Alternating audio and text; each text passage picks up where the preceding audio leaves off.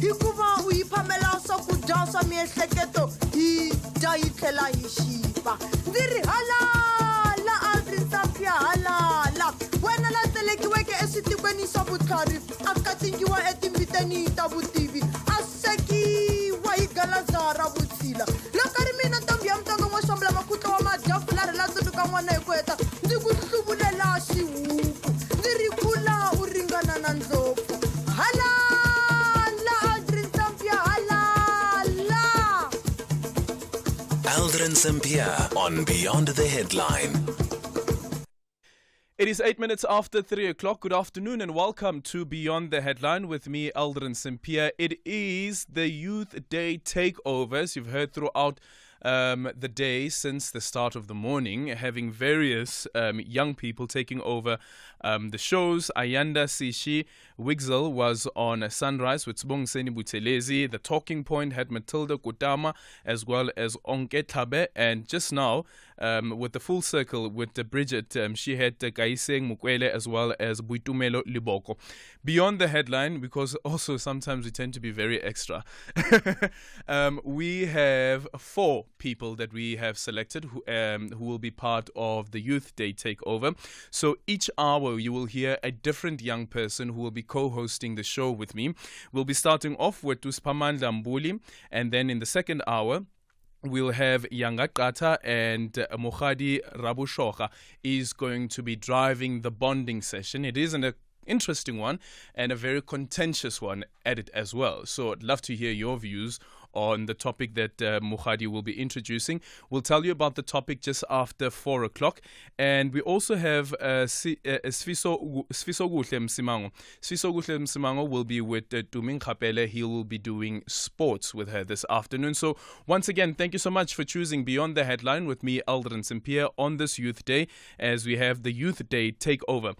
Coming up on the show this hour, we know the big story of the day, the developing story of the day, what happened in Poland, in Warsaw, as the South African delegation, together with various other African states, are on the way to Ukraine. While on their way to Ukraine, right now they have arrived. That is, the president of the country is currently in Ukraine. So some people are saying that it wasn't really a standoff. Although Wally Rhoda, who is the head of the Presidential Protection Unit, was saying that the Polish government were essentially trying to sabotage this peace mission, as these 7 African states are trying to find a solution to the impasse between Ukraine as well as Russia. So they did not allow them to disembark from their plane. This is in Warsaw, in Poland. And one of the issues were because there are arms, there was not the necessary. They didn't have the necessary permits. General Wally Rhoda argued that they did have the permits, even though some people had copies as well, and he had his original documents with him. The permits, this is now for the arms.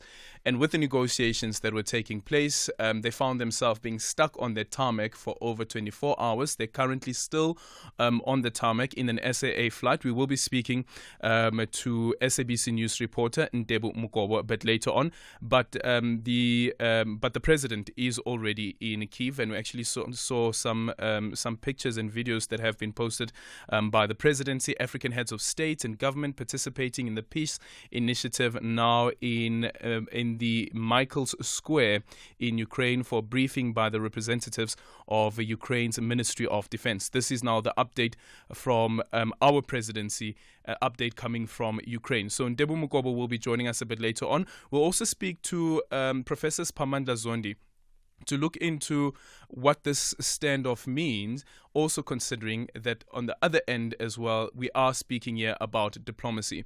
We're also going to have various conversations relating to Youth Day and issues that affect the youth. Remember some of the topics that they have come up with, that they will be dealing with throughout the afternoon. A conversation that we were supposed to have yesterday was with the Western Cape Premier, Alan Winde, who is currently in the USA. He'll be joining us at 4:45. So as I've said, not alone, I'm with Spamandla Mbuli. Spamandla, how are you feeling? Good afternoon.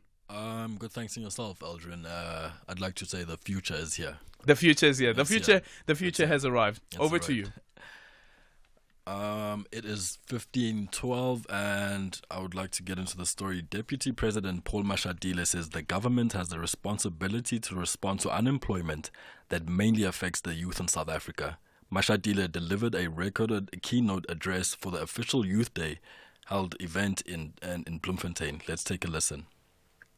During the prior fiscal year, the stimulus enabled the creation of nearly 650,000 new jobs and thereby creating sources of income for the youth. These opportunities were made available in numerous industries, including agriculture and across several other fields.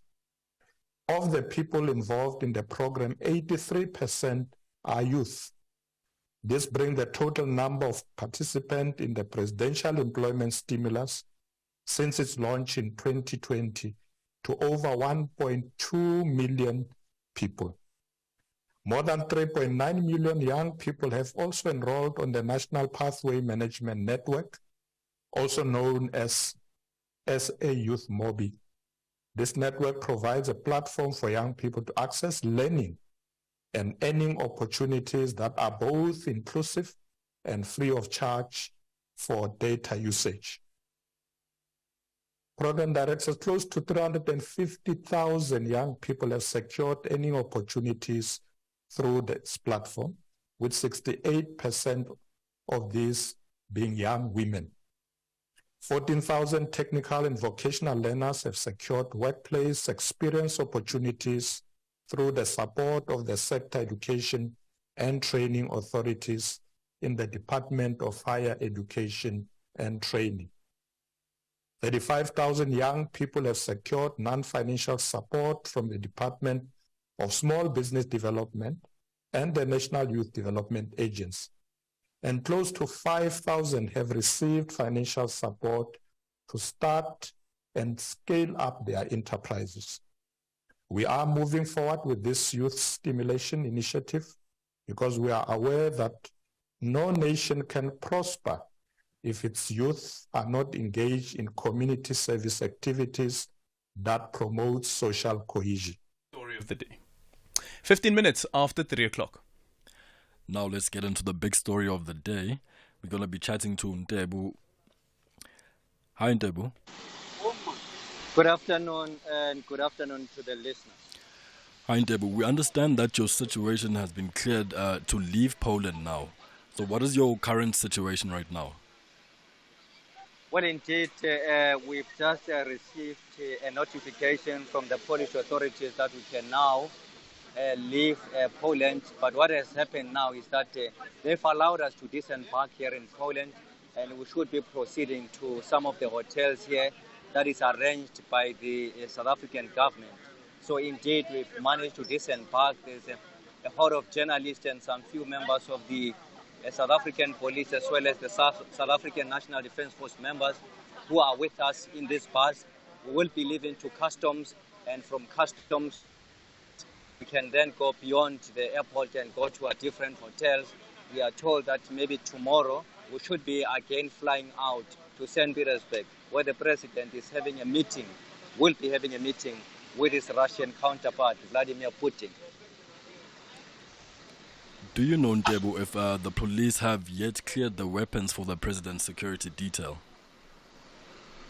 Well, what they say that the weapons will remain in the flight, and there will be a few SADF members and police SAPS members who will remain behind to sort of ensure the safety of the weapons and ammunition. You will recall that it's not really safe to leave this consignment with anyone. Someone has to be behind, has to remain behind to make sure that nothing is being done or nothing, there is no tampering with the consignment, so that because they've realized that in fact they're experiencing serious problems.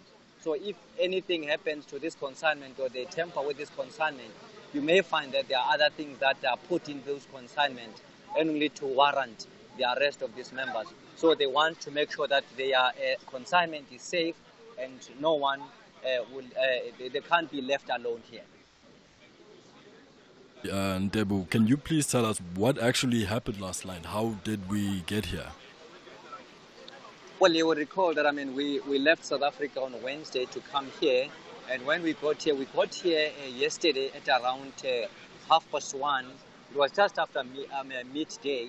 And when we got here, we were told that the consignment or the weapons and ammunition have to be cleared by the Polish authorities. But that didn't happen.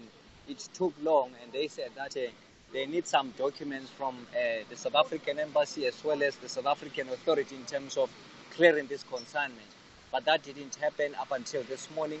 And again, this morning we're told that they're still waiting for some documents because we're about to leave. But it didn't happen again, and that's where we are. And after a number of constant engagement between the South African authorities and the Polish authorities at a diplomatic level, it was then resolved that the team can then proceed to their different locations or different hotels while they are busy trying to clear this. But you would understand that these weapons were to be carried to taken to Kiev, where the president will be with other African leaders on this peace mission. But the president had since gone there, and he had come back. He's coming back as we speak. At around 8 in the evening, he will be at Roseau. He will be arriving here at Roseau, and tomorrow he'll be heading to St. Petersburg for the meeting with the president of Russia. That meeting, that consignment, there's no need for it to be offloaded because it was to go to Roseau, and from Roseau to move to the nearest border, and from that border then it went into Kiev or Ukraine. But there is no need for it to be offloaded now. It has to be taken to Russia with this flight or with another flight. If we disembark or if we offload it here, it will be taken into another flight to Kiev, to Russia. But I don't think that will happen because now you would understand that there are around 30 SAPS and SATNF members who are protecting the president. So those members will proceed with the president to Russia, and there will be no need for these ones to be offloaded. All right, thank you, Ntebo. And that was Ntebo Mokobo, SABC's political reporter. And we'll just go quickly to a short ad break. Gather the family and get stuck into entertainment that will transport you into a world of intrigue and adventure.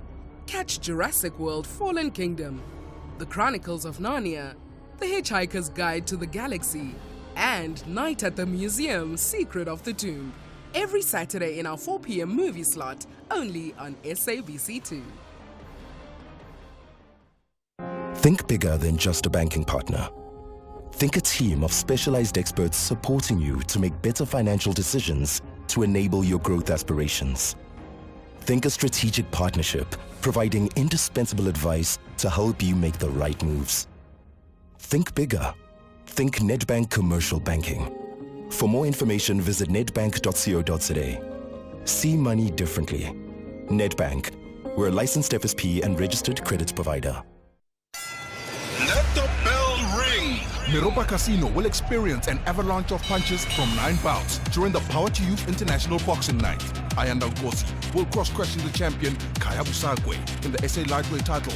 Meanwhile, Johnson Mutsanani challenges the champ Rofio Mapupa in the Limpopo flyweight title.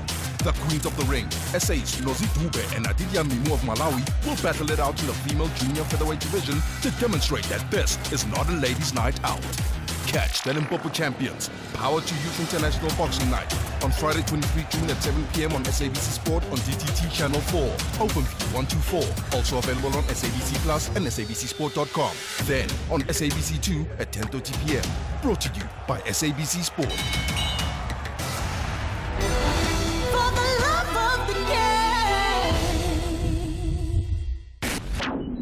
The only talk radio afternoon drive show that makes sense. Beyond the Headline with Aldrin Sampear, right here on SAfm. It's 22 minutes after 3 o'clock. You're still listening to Beyond the Headline with me, Aldrin Sampear. It is the Youth Day TakeOver, and in this hour, I'm co-hosting with SAfm Mbuli. Let's take some of your voice notes on 0614-104107. You can also drop me a tweet at Aldrin Sampear, and our studio line is 0614. Our studio line rather is 086 0002032. Afternoon, Aldrin. Nanda in Cape Town. Aldrin, do you remember that time when the Ukraine-Russia war started? Do you remember how African students were treated at the Polish border? Yes, I remember. Do you remember how they were treated, in fact, in Ukraine? Why are we surprised by the way people are treated now in Poland? If you remember how they were treated by the Polish officials at the border, by the Ukraine officials at the train stations and so on and so forth. And that was put under the carpet that we must focus on the bigger picture.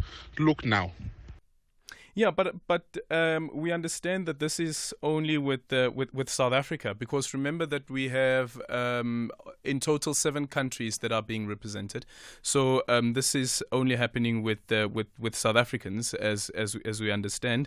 So I don't know whether the racism thing really does hold water, but I think General Wally also threw that in as well and spoke about racism. But I'm not too sure whether that actually does hold water. And also, part of the people who are on the plane, we also have white South Africans, including journalists who are white.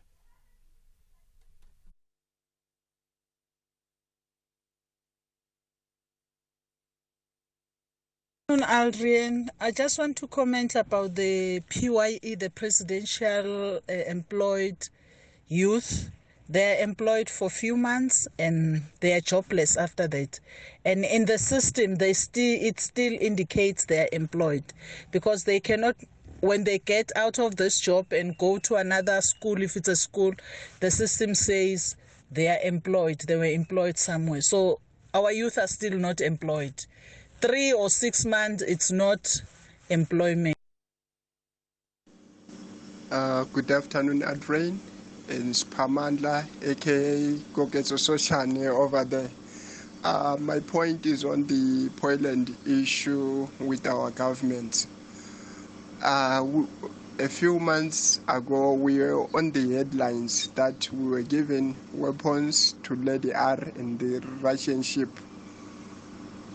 But we tend to take alone our weapons to Poland. What do you think the world will think about us?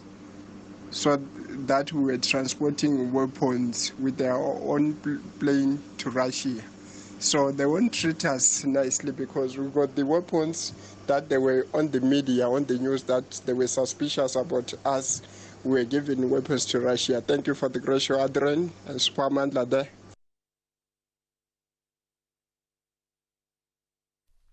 0614-104107, and you can also drop me a tweet at Aldrin Sampear. Our studio line is 086 0002032. Off to Cape Town next. Puti, good afternoon.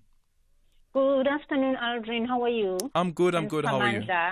I'm good. Thank you so much. Samantha, you're doing a very good job there. Well done.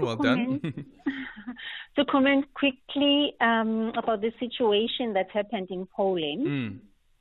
For us as South Africans, I think lessons learned.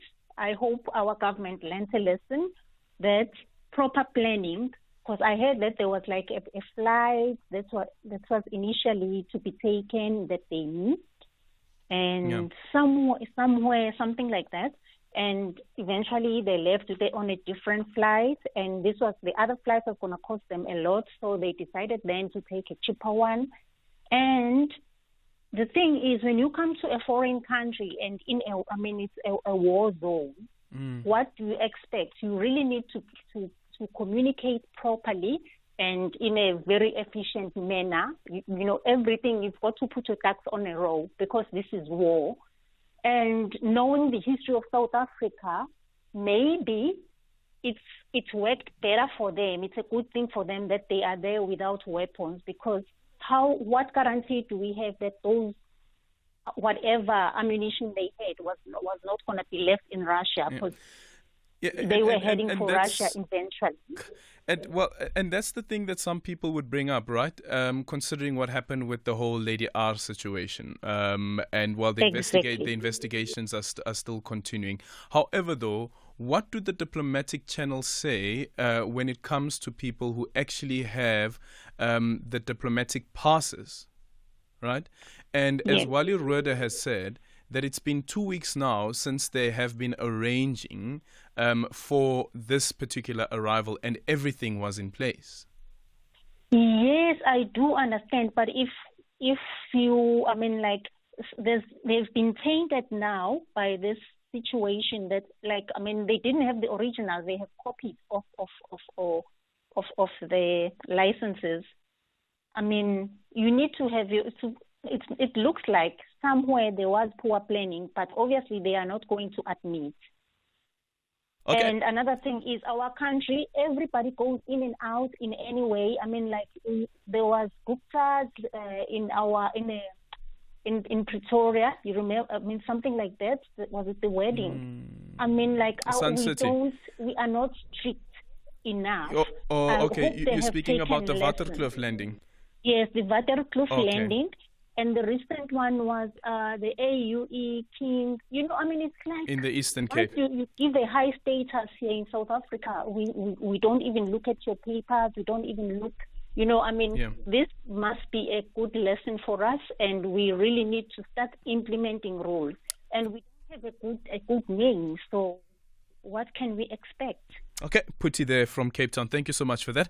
Also, earlier on, the spokesperson of the presidency, Vincent Magwenya, said that the president has arrived in Ukraine safely by train, as we indicated a bit earlier on. Also, the update coming there from the presidency as they are in conversation with the defense minister of Ukraine. But take a listen to what Vincent had to say. This is just a note to say the president arrived in Kiev safely by train, along with other heads of states and government who are part of the African Leaders Peace Mission to Ukraine and Russia. I would like to assure all South Africans that there has been no compromise whatsoever to the president's safety as a result of the impasse that involved the charter flight with the Presidential Protection Services team and the media. We acknowledge the regrettable nature of that incident. Our officials are engaging with their Polish counterparts to resolve the impasse so that the PPS team as well as the media can proceed with their journey as planned, as well as be able to cover at least the Russian leg of the peace talks, as well as of the trip. We're deeply disturbed by the experience they've gone through, and we are engaging our Polish counterparts to see to it that that situation is resolved. Thank you. It is now 30 minutes after 3 o'clock and we're about to go to sport because on public holidays like these, we don't have headlines. Although it's a busy news day, but totally understand. Tumi Nkapele is standing by to give us a sports update, but she's not alone. Tumi, who's the person that you're with? I've got a mini partner over here. He goes by the name of Sfiso. How are you doing, Sfiso? I'm good. How are you? I'm good. How are you feeling? Yeah, I'm feeling a bit of both great and nervous. Great and nervous. Don't worry. At the same time. Don't worry, you got this, eh? I think I've coached him enough. You've coached him enough. Yeah. Okay, let's see how well Coach Tumi Nkapele has done. This is SAfm Sport. A very good afternoon to you. Hope you're doing well on this Friday afternoon. A happy Youth Day to all the young people out there. But straight to your sports, starting off with cricket news. The Proteas women will kickstart their 2023-24 season with a tour to Pakistan from the 1st to the 14th of September. The tour will consist of 3 T20s and 3 ODIs, all of which will be held at the National Stadium in Karachi. The 50-over matches hold an added significance as the two nations resume their ICC Women's Women's Championship campaign. Those matches contribute to the qualification pathway for the ICC Women's Cricket World Cup in 2025. But in terms of the standings, the Proteas women are sitting 7th with 6 points. Then moving on to football action, Japanese football fans are at the risk of a TV blackout for next month's Women's World Cup. This is if broadcasters fail to strike a deal with FIFA in the 35 days left before the tournament starts in Australia and New Zealand. Japan won the 2011 Women's World Cup and they reached the final in 2015, but surprisingly, they're the last major country where broadcasting rights remain unclaimed. FIFA announced yesterday that they had reached an agreement on rights with 5 European countries. It was on Wednesday, rather, not yesterday. And TV rights for the Women's World Cup are being sold independently of the men's competition, which is a first for this.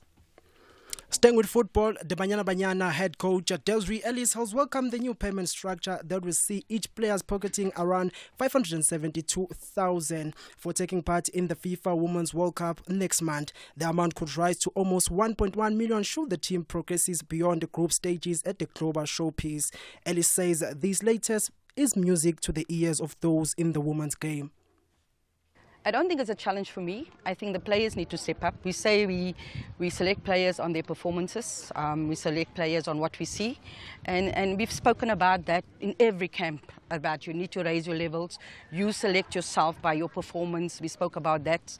So the players have that in the back of their minds, but they know that they need to step up. For me, them getting that compensation has got nothing to do with the way I'm going to select my team. Still staying with football, finance expert Neil Joyce says that Manchester United could add up to $2 billion to the club's market value if they make investments to further monetize their global fan base. The club is negotiating granting exclusivity to the consortium led by Qatar's Sheikh Yassim bin Hamad Al Thani in talks to sell itself for more than $6 billion. A $6 billion plus deal for United would be one of the biggest ever in sport and would value the club at more than 10 times last year's annual revenue. The future value of Manchester United will be huge. We've calculated that there's anywhere between 150 to 250 million of incremental revenue Manchester United can make through monetising its global fans, which if you look into how much enterprise value 250 million revenue would generate, you're talking at least 1.5 to 2 billion in additional market cap value. So it would be definitely appetising if you were a current owner of Manchester United to look into the future. But equally, there needs to be a level of investment in Manchester United to capitalise onto that global opportunity, along with investments on the pitch, infrastructure, and again, without knowing the finer points of Sir Jim's bid, it's been reported there's another layer of debt financing involved in that, and so the Qatar bid looks cleaner on many, many levels to fans, to the people that work at the club as well. But also, I guess ultimately, they've hit a point in terms of their bid that's got the Glazers to move forward in this direction. And now looking at the rugby, the Crusaders beat the Blues 52-15 to reach the 17th Super Rugby final and extend their unbeaten records in playoffs at home to 30 matches over the 25 years. The Super Rugby Pacific champions will face the winners of Saturday's second semi-finals between Chiefs and Brumbies in the next week finals, where they'll be bidding for the 14th title in the total of 17th in a row. Ending things off with golf news, the US Open first round featured record lows, 2 holes in 1, and charging Rory McIlroy as the tournament returned to Los Angeles after 75-year absence. Now Ricky Fowler and Xander Schauffele lead on 8 under after recording the US Open's first 62s. Former champions Dustin Johnson and McIlroy led the chase but bogeyed their last holes to end 6 and 5 under on a day of unusually low scoring. With that said, it's a wrap from our side. We'll be back again in the next hour. For SAfm Sport, I'm Tuming Khapele. And I'm Sfiso Guhle Msimang. How did he do? How, Coach Tuming Khapele. I'm a great coach, right? Well done. Sfiso, how do you feel after that? Yeah, I feel so relieved. I think the second one I'm going to ace it. The second one, I think you did well in the first one. You already aced it. You already aced it. Well done. We are very, very proud of Coach Tuming Kgape. Like, when a parent is proud of their child, that's me right now. As a mother to the youth. Tuming Kgape there and Sfiso Guhle Msimango, one of the people who entered our Youth Day TakeOver, one of 4 here on Beyond the Headline. A bit later on, you'll hear from Mokhadi Rabushaka as well as from Yanga Qata, who are part of the 4 who have made it to the Youth Day TakeOver. Well done, guys. I'm proud of you guys. Thank you. Come to the lighter side of life, where endless laughter is guaranteed with SABC2's June movies. For the love of basketball, catch She-Ball. Kevin Hart takes a second stab at high school in Night School. And Eddie Murphy keeps us in stitches in Nutty Professor 1 and Nutty Professor 2, The Clumps. Catch all this hilarity Saturdays at 6:30 p.m. only on SABC2. You wouldn't say it if you met him, but Tsepo is obsessed with music. Take a look at his Spotify. You'll see he's in the top 1% of the 0.1% of fans who will listen to anything. He doesn't just groove to it, he feels it deeply. Deep enough that for the last 15 years, he's been building a music empire. Gold, platinum, summer, MTV, you name it. But ask him what he considers his opus, and he'll say it's those times when he sits down with his grandmother, pops on the perfect record, and for a fleeting moment, in the silence between the notes, his biggest inspiration is back. He knows that ambition isn't about what you do, but who you do it for. Standard Bank Private. It can be. Standard Bank is an authorized FSP and registered credit provider. T's and C's apply. You don't want to miss City Slickers. It's full of fun, adventure, and challenges all the way. Yo, our City Slickers put their phones down and get out there into the real world. It's awesome. We going. It's fun all the way. Oh, you got it. Catch City Slickers every Thursday at 4:30 only on S3. In partnership with SABC Education.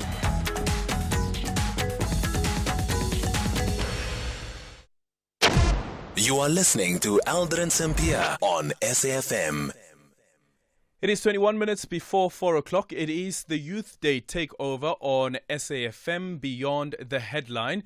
So this has been something that we have been building up towards. And as I've indicated, 4 people have made the cut as the team has gone over and above, So well done again to the guys who have made the cut and also to the teams who were broadcasting since the early hours of the morning. I'd love to hear your feedback as well. What do you think of the young people? Gonja, what did you say, Spamandla? You said the future is what? Is here. The future is here? It's here. Okay, and are you feeling it? I do feel it, actually. I actually do feel it and pretty confident. You're pretty confident? Well, after the first few hiccups. Yeah, after okay then. Just pull your mic up there. Right. One of the other things of broadcasting, making sure that you are as audible as possible. Okay, I think that's perfect. How do you feel? I feel great right now. You feel great. Okay. Coming up on the show, we will be in conversation with Ali Sablé, who's the spokesperson for Gift of the Givers in the Western Cape, as we look at some of the interventions that Gift of the Givers... Actually, I was telling the team earlier. Can I share the story? Is it okay? Okay, let me share it. Atule, our reporter, was in Cape Town. TV reporter was in Cape Town earlier on today, and he did a crossing, and he was speaking to one of the people who are being assisted, who have been affected by the floods in Cape Town, and ngumama Mxhosa. And then she says, speaking about Gift of the Givers, I see, "Igift ntontoni." Igift ntontoni. Yeah, Igift ntontoni will be speaking to us. We'll be speaking to Albi Sablé. He'll be joining us in the next few minutes. And then at 10 to 4, you'll be in conversation with Faith Mangope, right, Spamandla? I will be chatting to Faith Mangope at 10 to 4. Yeah. That's correct. What are you guys covering? So we will be covering role models. What is a role model? How it is to be like a role model, Okay. Why that conversation? Look, I think it's an important topic for the youth.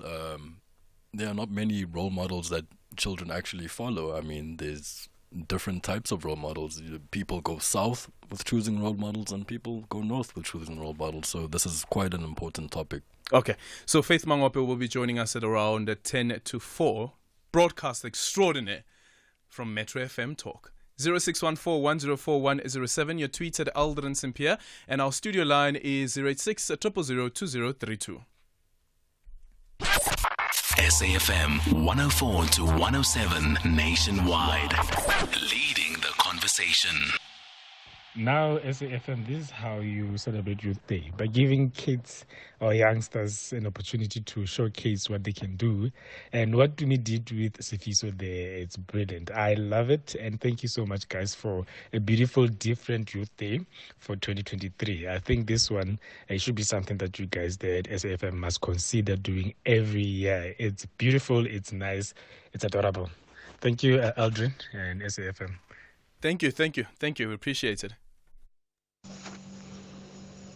Good afternoon, Aldrin St-Pierre and your colleague Sipho Mandla, together with your team of producers behind you. My name is Mpepo Mpireni from Limpopo Mkumbani village. Aldrin, I'm so surprised of what the Polish are doing to our delegates. You know, I always say politics is a dirty game. Really, it's a dirty game. Is this a way of delaying negotiations or what? Or they are punishing us for delaying Jalus parole because to them, he seemed to be a hero for killing Christiani. Politics, dirty game. People are dying. They don't care. Thank you so much. Mpepo Mpireni, Limpopo Mkumbani village. Da. #SAFMBTH. And we appreciate the feedback. Please, let them stream in 0614-104-107. Your tweet at Aldrin St-Pierre, and our studio line is 086-000-2032. Gift of the Givers is expanding their intervention on the ground. Thousands of people have been affected by the Western Cape floods in the past week. Communities along the N1, the N2, and the N7 are in desperate need of humanitarian assistance, as many have lost their homes, food, and personal possessions. While the rain has subsided in the Western Cape, a new cold front is set to landfall on Saturday. Our next guest is donating 1,400 blankets to communities. To give us an update on their work on the ground, we are now joined on the line by Ali Sablé, who's the spokesperson for Gift of the Givers in the Western Cape. Ali, good afternoon, and thank you so much for making time for us. Thank you for having me. Tell us about some of the interventions that Gift of the Givers has come up with. I was just listening to your introduction, and you know, of the stressful few weeks where we had a very good light moment when I totally interviewed the lady and she said, "Gift of the Givers, ton." Oh, were you there? I was there. But you know what? Sometimes you need Gift of the You need these laughter moments sometimes when you're having a stress day. So that I'll just add flavor today. But you know, it's been a very busy few days. When the storms came down on Wednesday, from 4 a.m. in the morning, the calls started pouring in to all our Gift of the Givers team members of communities. You know, normally in the past, when these heavy rains used to occur, we used to have these, which we used to call the hot areas. We used to prepare for them. Example like your Kairicha, your Langa, your Guguletu. But that Wednesday morning, at 4 a.m., it was the whole metropole that was calling as the flood has caused devastation as far as Citrusdale, Worcester, Rosenville, cutting off many communities. Key infrastructure was damaged. In fact, our team has been working for the last 72 hours non-stop. Just yesterday, we ran out of blankets because of the past assisting the fire victims and flood victims. Last night, we generously, a donor came on board where we brought out all the blankets. As I'm speaking to you, there's another truck with 4,000 blankets en route from Johannesburg. There's trucks en route from Durban with more mattresses and toiletry bags, because the weather forecast for the weekend is not looking good at all. And Ali, just a reminder as well that we have the Youth Day TakeOver, and one of the people who is co-hosting with me in this hour is Spamandla. Spamandla, over to you. Hi, Ali. I just wanted to ask you, when did Gift of the Givers arrive in Western Cape, and how many people have been reached so far? We've been assisting from the 9th of June already. So far, we have closely, plus minus, assisted over 6,000 people. The need is still huge. I just got, literally the minute I just got off the phone with disaster risk management, you guys call. Tomorrow, we are making 3 helicopters available through our partnership with disaster risk management teams. We are going to go into a community of Citrus Dow who has been cut off from Wednesday already from key infrastructure. So these poor communities had never had any access to food or any home clothing or blankets. And we will be extending our humanitarian aid in various areas in a huge way in the next few days. We will be splitting up our teams into the different national highways, N1, N2, N7, to reach many of these communities affected. But the situation on the ground is not looking good, as the calls are still coming in, and people, there are still thousands of people waiting to be assisted. And tell me, Ali, how can the public help donate to all the communities that are affected? Being a youth day as well, the spirit among South Africa, the Ubuntu spirit among South Africa, which we will get nowhere else in the world. It's encouraging to see how much calls we received already of those people who want to donate blankets. And yes, blankets is a key essential at the moment. There's a shortage of blankets at the moment. Those who want to get involved, you can call our toll-free number, 0800 786 911. All our details will be on our various social media pages as to how you can get involved in changing someone's life out there that's going through this trauma of the floods. It's one of the worst floods the Western Cape has experienced since 1980, and the situation on the ground is very dire. Ali, thank you so much for your time. Ali there, the spokesperson of A Gift of Ntonton. Really appreciate your time. Ali Sablé there from The Gift of the Givers in the Western Cape. So the details that he just gave there, if you may have missed some of the details, you can go onto our website. The podcast will be available so that you can also try and assist if you'd like to assist and see how you can get in contact with them. 0614104107. You can also drop me a tweet at Aldrin Simpier, and our studio line is 086 000 2032. Good afternoon, Alrin. My name is Elfas Noboye in KZN. Since our president used the train on the other side, so you must have observed what they've done right with regards to their rail system. What has made their rail system function properly on the other side. What he has learned on the other side, you must come and implement it here in South Africa for our rail system to work properly. Anyway, Alrin and Spamandla, enjoy your evening. Good afternoon, Adrian. It's Joshua from Gqeberha. Adrian, we all know that our president is the most incompetent president. Nothing that he does ever materializes. So, does it really come as a surprise when his people travel with copies of their travel documents? Even if they were told, it's okay, come with your copies. A traveler, especially when you travel overseas, can never travel without your original papers. Travel with your copies, but keep your originals. So this is exactly what you expect of a president. So that's just too bad for him. He's the worst president. Aldrin, good afternoon. How are you? There's Anonymous here. Aldrin, I think your job is on the line, man. Spamandla is on the top. On a more serious note, Aldrin, this issue of Poland, I think the delay was just to do some ballistic test on the weapons to compare them with the ones which are being maybe suspected to have been sent to Russia. Don't you think so, Aldrin?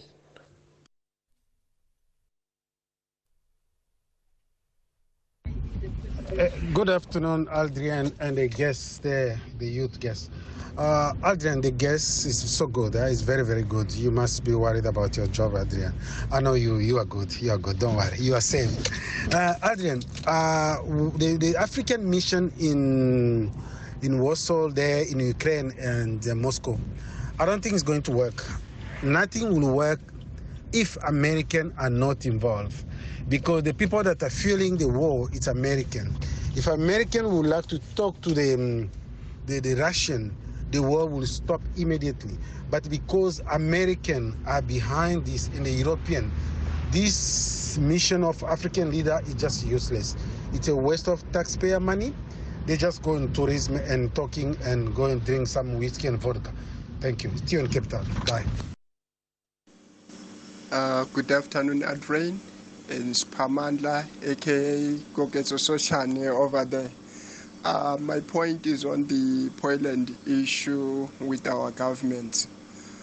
A few months ago, we were on the headlines that we were given weapons to Lady R and the Russian ship. But we tend to take alone our weapons to Poland. What do you think the world will think about us? So that we were transporting weapons with our own plane to Russia. So they won't treat us nicely because we got the weapons that they were on the media, on the news, that they were suspicious about us. We were giving weapons to Russia. Thank you for the great show, Adrian and Supermandla there. And next we have Faith Mangope. Having a positive role model helps young people engage in constructive and productive behavior like the person or people they look up to. Many people struggle to identify positive role models because they live in communities marred by different socio-economic issues like high unemployment and violent crimes. To discuss this importance having positive role models and how to identify them, we are joined by broadcaster, entrepreneur, and philanthropist Faith Mangope. Hi Faith, how are you? I am very well, thanks, and you. Wow, what a beautiful radio voice you've got there. Oh. Jeez, you won you. me with your introduction. Thank you, Faith. Faith, do you still qualify as the youth, though? No, I probably don't. So right. technically, I probably don't even qualify as a youth. But what I'm saying is that I love always saying that I'm youth aligned. I'm youth adjacent, so as it were. But I just completed my youth kind of, and I'm youth aligned and youth adjacent, and hopefully I'm forever young. All right, Faith. Faith, please just tell us about your journey, having moved on from looking out for a role model to being a role model yourself. Sure. I think I'm still on the journey of becoming an astute role model. But I never started anything, whether it was in broadcasting, whether it was in business, with the purpose of being a role model. I started out with the purpose of actually solving solutions, finding solutions for some of the problems that we've got in the country. And I think we don't do that enough. We don't ask ourselves enough about, okay, what are we going to do to solve some of the problems that are existing, and how do we collaborate to solve those problems? And so when I got into my entrepreneurial journey, when I also became a broadcaster, it was more to serve more than to find, solutions for some of the problems that we've got, and also provide platforms for honest discussions and conversations about how do we build a nation. And I think within that authenticity of space, that's when I started realizing that a lot of people actually trust my voice and trust my thoughts and are quite happy to debate and articulate. I'm not saying that I'm always right. I'm not always right at all. But I am saying that I am a voice that allows people to actually have those conversations that are difficult sometimes, but about the building of the future of the country. And I think from there on out, that's when it started kind of being conscious to me that I am called for something bigger than myself. And I think that's when the switch happened. I think I'm still working towards being a role model that all South Africans, young and old, can be proud of. Mm-hmm. But I think the switch happened for me when I started realizing that I'm not put on this earth just for me, just so that I can say I lived, I breathed, and then I died. I realize now with the opportunities that I've been given, and I've been given some really amazing opportunities as well, and exposed to some really amazing spaces of power, of influence, of politics. And within those spaces, and even coming back home and in South Africa and doing the work that I do, I realize that my career, my pathway, my Technology and Leadership Institute, my consciousness in politics, even my patriotism is not just for me. I don't live for me. I live to make this life better because I was here. And I know it sounds like such a cliche song, but remember Beyonce's song, I Was Here. I really, truly try to revel in it simply because I want people to actually experience a better life, even in the most smallest of ways, because I was here and I impacted them in one way or another. So I think it's just about living authentically and getting out of our spaces of me, and seeing what we can do when it translates from me to we. All right, and tell me, Faith, you've accomplished so much, and would you say that an attitude plays quite an important role in for the youth and for yourself to get yourself to where you actually are today, and obviously carrying on moving forward? Absolutely. The saying that attitude determines your altitude is not a lie.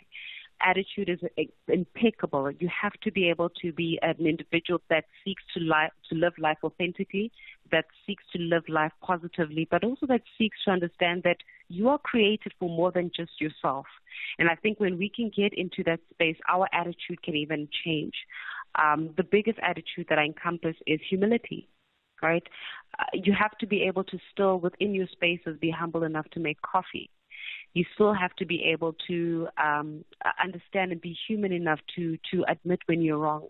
So your attitude determines how far you go. And I think also our attitude and our perspective towards ourselves and towards this country is such that we understand that no one, and especially young people, I wish they got this, young people must stop seeking a savior. No one is coming to save you, but we are all equipped within our own ways, within our skill sets, to realize that we actually are able to save ourselves in one way or another. And I think that becomes that is also a mindset shift. We get out of the attitude of, I am waiting for someone to save me out of this, and we get into the attitude of, you know what, I don't think anybody's coming to save me here, so how do I save myself? That's when we start coming up with tangible solutions for some of the problems that we're experiencing. And I have a question from Ungizwe Mkhono in KZN. Mm-hmm. And the question goes, AMA 2K are more into influencers than role models. Can you explain the difference between influencers and role models?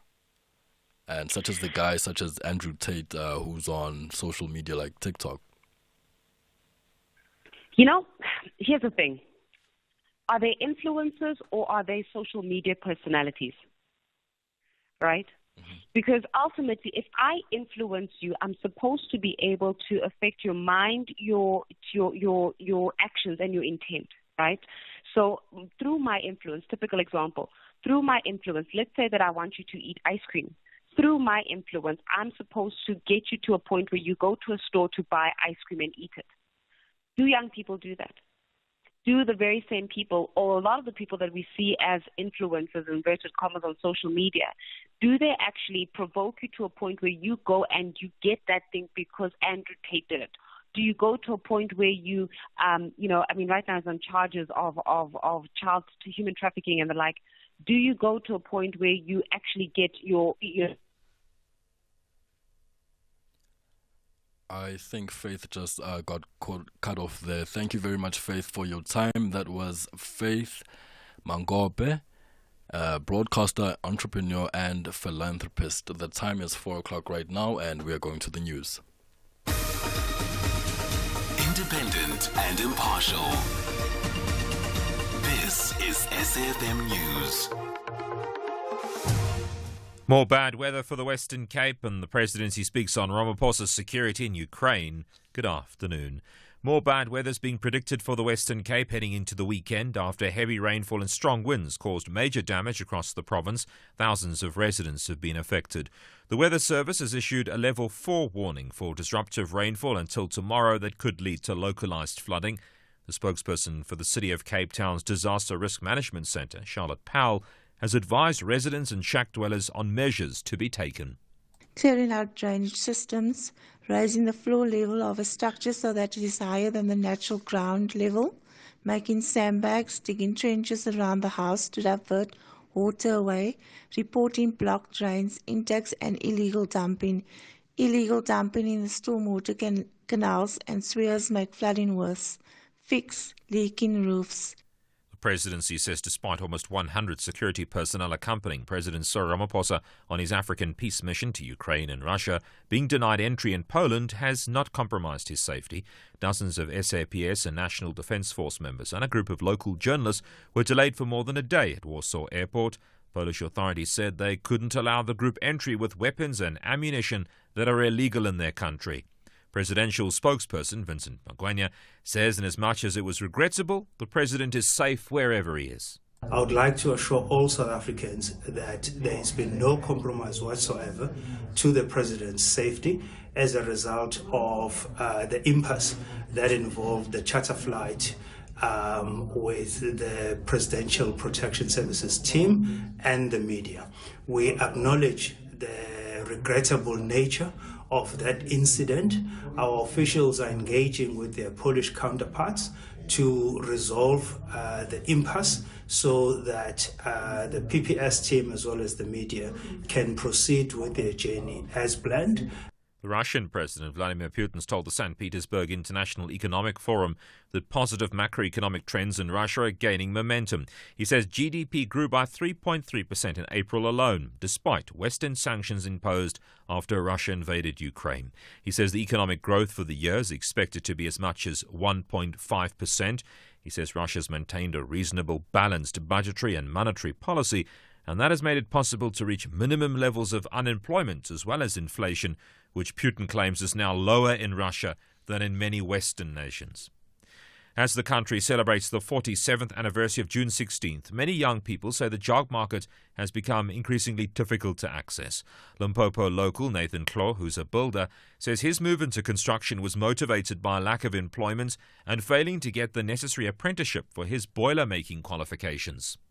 Going to school, I did get my qualifications and I've been applying and applying, but then I haven't received any feedback from most of the companies that I applied to. And then whenever I basically now what I need is a trade test, and then getting it alone, it is very costly. So I need a learnership. I don't have any opportunities in that. I didn't have any luck.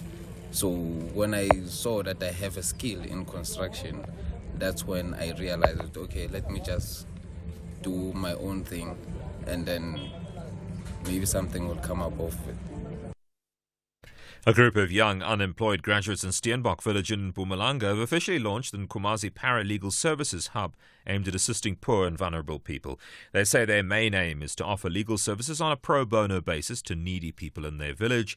The founders launched the Services Hub on Youth Day today. Our economy is struggling to create jobs for those that are not, it's even failing to create jobs for those that have even graduated. So we took a proactive role to establish this hub so that we can be in a position to utilize our underutilized skills right now to assist the community. There are so many challenges that we did face. We actually didn't think that we would be able to pull this off because we had to do everything ourselves. We are unemployed, we don't have funding. The top story, more bad weather's being predicted for the Western Cape heading into the weekend. That's SAfm News, I'm Greg Khos. And in your sport this hour, Mamelodi Sundowns have offered Rulani Mokoena a 4-year contract. Leicester City set to name Manchester City assistant coach as boss. And 31 disqualified from Baby Giro for cheating. More on this and other sports stories at 4:30. Well done. You have managed to conquer your Monday. So, how about you reward yourself with our weekday movies? Sink into the couch with the family and catch What's Love Got to Do With It? Saturday Church, Jingle Bells, and Throwback Christmas. Every Monday at 10 p.m. only on SABC2. Imagine a future where the youth have unlimited access to opportunities, a future without barriers. That future is possible, and it is calling on all of us to stand up today and do our part to make it a reality. At Anglo American, we believe that the future belongs to each and every one of us, a future that we can be proud of, one where the rule of law, economic growth, and opportunity pave the way for people to thrive. Together with our partners, we aim to help build a stronger, healthier, and more sustainable South Africa, focusing our efforts into areas that will have a lasting positive impact, such as education, health, and enterprise development. To learn more, visit our website. Together, we are shaping a better future. Anglo American. Telkom VS Gaming is bringing gaming to life in a way that you have never experienced before. The second season of VS Gaming Weekly is here. This time it is bigger and better. Join hosts OK Wasabi and Sibumbanza as they shine a spotlight on the world of gaming to bring viewers everything from gaming news, the latest tech, tournaments, players' profiles, and celebrity interviews. Get the latest in gaming news and trends from That Freaking Geek, as well as tips and tricks from some of South Africa's favorite pro gamers. Don't miss VS Gaming Weekly every Friday at 3 p.m. on SABC 1, with repeats every Sunday at 11:30 a.m. on SABC 2, as well as Fridays at 10 p.m. and Saturdays at 11 a.m. on SABC Sport. For the love of the game. South Africa's brand new National Strategic Plan 2023 to 2028 for HIV, tuberculosis, sexually transmitted infections has been launched. Thank you to all those who made their voices heard and by adding comments and suggestions. This important plan will guide the country's response as we work together at ending HIV, TB and STIs as public threats by 2030. This message was brought to you by the South African National AIDS Council. More at www.sanec.org.za. That's www.sanac.org.za. SAfm Youth Day TakeOver. #SAfmBTH. 0614-104-107 and your tweet at Aldrin St-Pierre. It is the Youth Day Takeover. And we have a couple of people, young people, who have taken over the airwaves. Starting off in the morning, we had Ayanda Sishi Wigzel, as well as Bongseni Butelezi on Sunrise. On Talking Point, we had Matilda Kotama and Onke Tape.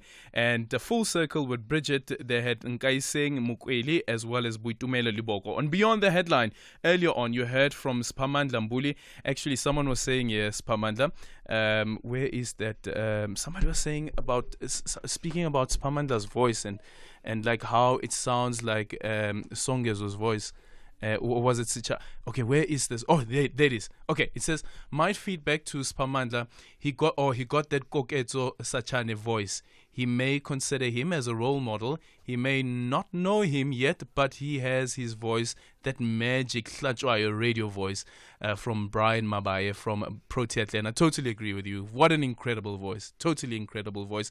So that was Spamandla Mbuli, who was with me in the first hour of the show. And in the second hour of the show, we'll be joined by Yanga Kata. And then in the last hour, Mukhadi Rabushaka will be taking over the bonding session. 5, 4, 3, 2, 1. 10 past 4. 10 past 4. Bob, Bob. This is Aldrin St-Pierre on Beyond the Headline.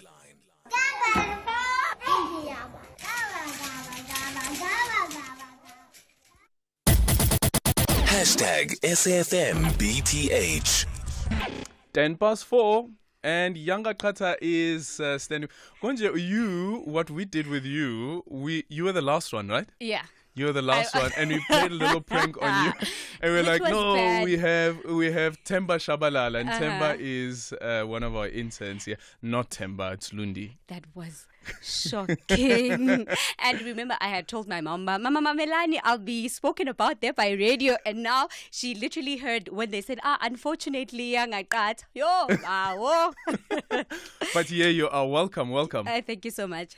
Still is Beyond the Headlines with Aldrin St-Pierre, who's not alone today. I am his co-host, Yang Akata, in for the 16th June commemoration on SAfm's Youth TakeOver, which also serves as a reminder in South Africa and the world at large that Black child, it is possible. Yes, indeed. Yes, in this hour though, what's coming up in 4, we'll be talking to Simon Kaulama, a reporter on a story about a family dog that was stolen by 4 young men and eaten. Yes, Aldrin. It's one of the strangest stories. When I saw it, I was like, Andisa, let's try and get the Namibian on this one. Yeah, true that. So he will be joining us in the next few seconds, actually. Yes, and then we'll share that into depth with you. At exactly 20 past, we'll have a conversation with Dr. Seth Cooper, the Vice President of the NIC, member of the BC Movement, Secretary of the BPC, Vice President of AZAPO, and a Vice Principal of UWD, political activist rather, and also we'll have him as a psychologist for professional insights and information on early diagnosis of mental health issues for young people and access to therapy, which is something that is not out there to young people. We'll then end things off with an interview with the Western Cape Premier, Ellen Windy. Yes, so that's the conversation that we were actually supposed to have yesterday, but he's going to join us at around 4:45. That is Ellen Windy, the Premier of the Western Cape, on his visit to the USA.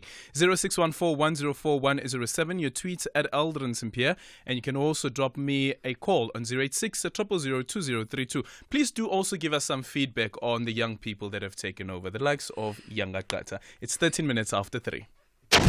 You are listening to Aldrin Sampier on SAfm. Okay, we're going to move over to that story that we told you about a bit earlier on. A Namibian woman has been left shocked and traumatized after discovering that her missing dog had been slaughtered by people who allegedly stole it. Movernine Buch reported that her dog went missing last week and went on a door-to-door inquiry to try and find it. She did not find it at a popular place that is known for slaughtering dogs for meat. She was then led to a house where she found its head on a braai stand. Yeah, found the head on the braai stand. 2 suspects have been arrested for the dog theft, and animal cruelty. We are now joined on the line by Simon Kaluma, who is a news reporter at the Namibian. Simon, good afternoon, and thank you so much for making time for us. You know, when I saw the story yesterday that it will be in the publication this morning, I was like, so people really do eat dogs? Mm-hmm. So take us through what happened here. Good afternoon. Good afternoon. So basically, it's quite surprising because it's actually my second week in the newsroom, and then I was looking for news stories, and then I've been realizing that, okay, lots of dogs go missing, and then I came upon this story. So first, it was briefly spoken about in a small town paper, and then I got the context to the owner of the dog, and so I asked her more questions about what happened, and she basically gave me the information, which basically turned into an article. All right. To Mr. There, I would like to know, do you think that people, especially African people, because this thing of animal slaughter and dog eating is not familiar in the black communities, especially in a place like Namibia. Do you think people are well informed about animal cruelty and all those kind of things? Yeah, I think to a certain extent, because as African people, we've been keeping pets for the longest of time, and animals have been assisting human beings in our way of existence. But I don't know, there are like peculiar circumstances. Like, for example, in Namibia, there's a tribe known as the Yoshuambo people. So they eat dogs, but not on a daily basis. So what calls for a dog to be eaten in a village, for example, if the dog is bothering chickens, or on occasion where basically the dog is probably causing trouble and it's fit to be consumed. It's not that they do it all the time, but now the dynamics in urban spaces are changing, Economical situations, I think, force people to find new solutions. All right. So another thing, just going on to the story into depth, on the article, it's actually said that it's 4 men that were allegedly did whatever that they did with the dog, but only 2 were arrested. How did that come about? Were they not found, or what happened? Okay, so basically, from the people who, so the dog was, according to an eyewitness, taken by 3 people. So 3 people took the dog from the yard, and then The fourth person is the person they sold the dog to. So two people who were arrested is one of the people who took the dog to the place where it was eaten, and the second person is the one who actually got the dog from those who stole the dog. So the other two are on the loose. Probably they heard, got a tip-off, and last time we spoke to law enforcement, they said they are still investigating and trying to apprehend the people. Yeah. Simon, a final one from my end. So after this arrest, what conversation took place in Namibia, considering that the Namibian was also carrying this story as part of its front page story? Yeah, so it's been a trend in Windhoek, the capital of Namibia, where lots of animals go missing, especially pit bulls. You know, with animals that people breed to keep as pets, especially what I would call the exotic type of breeds, which are quite expensive. So people have found a market for stealing them and selling them, especially at a young age when the puppies are quite small. But however, somebody from the SPCA actually highlighted the fact that one, dog owners need to ensure the safety of their pets, and they also urged people who basically do this to basically stop, because it can get you into serious trouble. And like in the case of the dog that was basically eaten, people got arrested and they got denied bail, and now they're being facing the hard arm of the law. Imagine having a conviction of animal cruelty, and because of that, the animal cruelty is that you actually ate dog meat. Huh?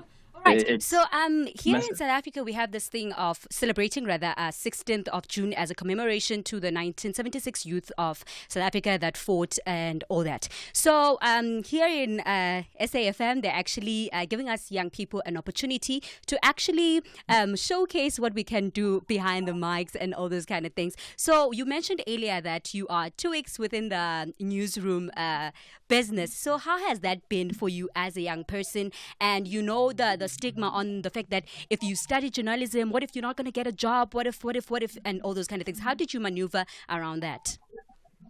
Well, it was quite overwhelming, because even at journalism school, they told us nothing we can tell you here can really prepare you for the experience in the newsroom. And I found myself sort of overwhelmed, but I just had to grasp and do the best I could. And generally, yes, there's an unemployment struggle, and especially in the area of media. But I feel quite happy, and that I've been afforded the opportunity to basically write stories. And in Namibia, it's also known as the African Child's Day. So for me, it's a big up for all the African children. Yeah, well done. Thank you so much, Simon, for joining us. Appreciate your time. Thank you. That's Simon Kauluma there, news reporter at the Namibian. As it just indicates, it's only been 2 weeks now that he's been in the newsroom. Have you, from your personal experience, conversations that you've had with people, heard about people eating dog meat? Or are there any other type of pets? Because some people consider dogs to be pets, right? Mm-hmm. Heard of people eating their pets, like from dogs to cats. Do get in touch with us, 0614-104-107. You can also drop me a tweet at Aldrin Simpier, and our studio line is 086 000 2032. Bonding session. So when did you realize that your person at the time was cheating? Mine, well, I don't know if I can say she cheated on me, but I met this girl. She seemed innocent enough, and I decided, no, let's take it slow. And then we spoke, and then I like you, be my girlfriend. She's like, yes, but let's take our time, and then weeks go by. And weeks go by. And then the other time, when we're supposed to spend the night together, I call her on the day that we made a date, the phone not being answered. I call her, the phone was being answered. I get concerned, and tomorrow I call again, and her sister answers her phone, and she's like, no, she's not here, and gave me some story. But something smelled fishy, because in my mind, why would you answer somebody else's? And from then, she went ghost. Up until I had to go to her workplace. And then when I got there, I saw her, and guess what? She was pregnant. This is Aldrin Simpier on Beyond the Headline. You're still listening to SAFM's Beyond the Headlines with Aldrin Simpier and his co-host of the day, Yang Agata. The time right about now is exactly 21 minutes after the hour 4 o'clock, and we'll be moving on to a conversation that we'll be having with Dr. Seth Cooper, a clinical psychologist. Moving on, UNICEF reports that 73% of children and youth felt they needed mental health support over between October 2021 and October 2022. However, only 38% of them were actively looking for help. Access to counseling services and as well as cost of counseling remains one of the barriers to getting help. As the rate of unemployment amongst the youth continues to grow, what opinions are there for help?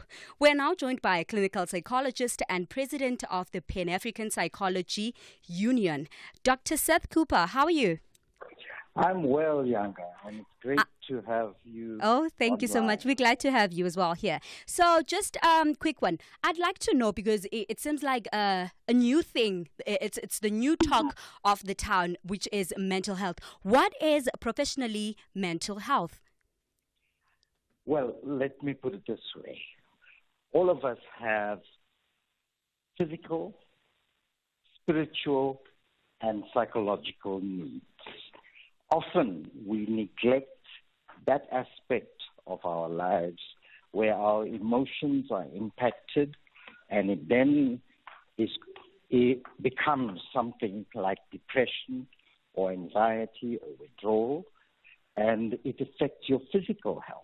Indeed, old research, very old research, tells us that at least 1 in 2 persons who presents in doctors' rooms or clinics has a psychological basis for their complaining problems.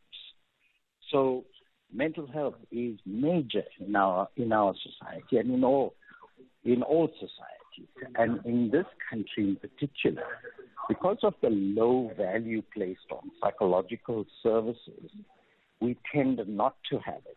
And I'm not surprised by the statistics that you just given, because those statistics have been ignored by our health departments, and they only think in terms of chemical interventions. That means giving you a pill or 2 or tablets, and it'll solve your problems. Whereas the issues that our young people face, and remember, young people are the overwhelming majority in this country. My last statistic tells me that at least 35% of our total population is under 20 years of age.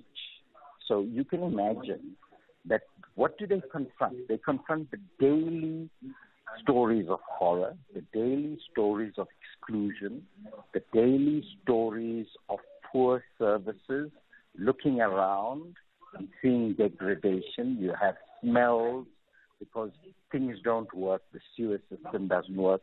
Our children grow up in this environment, and that becomes a normalcy. And that is very dangerous for any society. Any future that we desire needs to be changed dramatically. Therefore, because we're speaking about young people, a lot of young people are more faced with their issues than we'd otherwise wish to think, because they speak about it amongst themselves. You know, with your cohort, you speak about these issues, and somebody says, Younger, I'd like to share this with you, and you work it out. Unfortunately, for a lot of other younger people, they don't have that ability to realize that they can speak to somebody, and part of the problem may go away, or they can seek help. Karen? Yes. So, Dr. Seth, can I quickly ask this one? So, how do I know if I am unwell? Because you know how the youth is now. So, there's a thing of people not knowing that I am diagnosed of certain diagnosis, depression or anxiety, or we even self-diagnose ourselves and find ourselves in situations whereby our friends are now telling us, okay, what you have right now are the symptoms of anxiety or depression. So how do I know that I am unwell professionally, and what's the difference between what difference does it make rather, me being detected early that I am diagnosed with depression or anxiety? Now, I'm not going to give you those symptoms right now because for a lot of people, 1/3 to half those symptoms apply to us at different times. And we can all think we're all depressed or anxious. Basically, let your body and let your mind speak to you. That's your first step. If you realize there's something happening and I'm behaving in a short-handed manner to somebody else, or I'm isolating myself from somebody, I want to sleep longer, I want to indulge more in comfort food, all those kinds of things which I ordinarily wouldn't want to do. And not merely because it's winter and it's getting very cold. I'm not doing my gymming. I'm not doing my exercising. I'm not meeting with my local, my usual friends or colleagues or whatever. Then you realize I'm doing something that I should not be doing, or my mood is lowered, and I don't feel like getting up. I don't feel like doing X. I don't feel like going to school today. Can I say I've got a headache? So wrapping up, Dr. Seth, can I quickly ask this one? Do you think religion or spirituality can somehow be of great help on these issues that you've just touched a little bit about spirituality? Because someone might argue, especially in the black community, saying that with depression and anxiety, we did not know all those things before the time we were still on our roots, knowing our true cultures, our traditions, and all those kind of things. So will that be of great help if we go into that route? It will at a certain level. But remember, we've got so many fly-by-night, self-proclaimed prophets and spiritual people out there, so-called spiritual people out there. They can actually exploit you. You've known the stories of especially young people, both male and female, who get abused by these pastors. So those persons themselves are seriously psychologically damaged themselves. So I wouldn't look at them. I would also deny that in our past we had a system which actually worked. Now we don't have that, Yanga. If you say the black community, we are lying, because all around us there are individuals leading their lives, going about their things, worrying about themselves. Very few of us are our brothers or sisters' keepers. So the level of degradation in our society, the level of brokenness in our society is massive. Part of it is because we never dealt with the problems that we had historically with the past. And it's important that we're speaking about it on the 16th of June, an anniversary of 76. That class of 76 was probably one of our high points.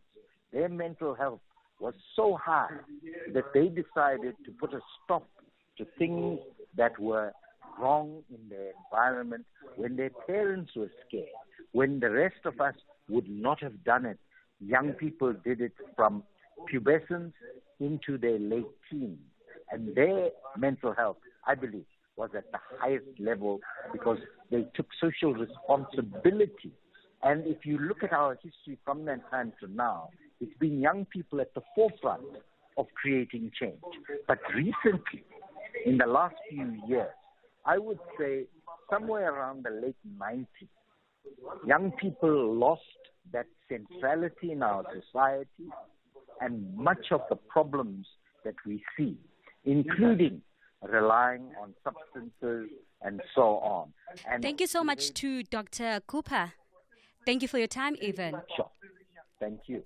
All right, that was Dr. Cooper, a clinical psychologist, rather. And we'll quickly go to your WhatsApp line and actually hear what you guys have to say. Afternoon, Adrian. Today, I think you are co-hosting with Madubi Mahalimele. Hey, your guest there, his voice is like Madubi Mahalimele. Anyway, great show, guys. I love the show. Keep up the good work. I love SAfm and your topics, your questions, everything, you guys. Your show is great. There with Modubi. Good afternoon, Eldrin, and your guests there. First of all, I'd like to congratulate those who made it through to co-host today from the morning. The ladies were great. I went out and I came back. We were with the guy who just left now. He's also awesome.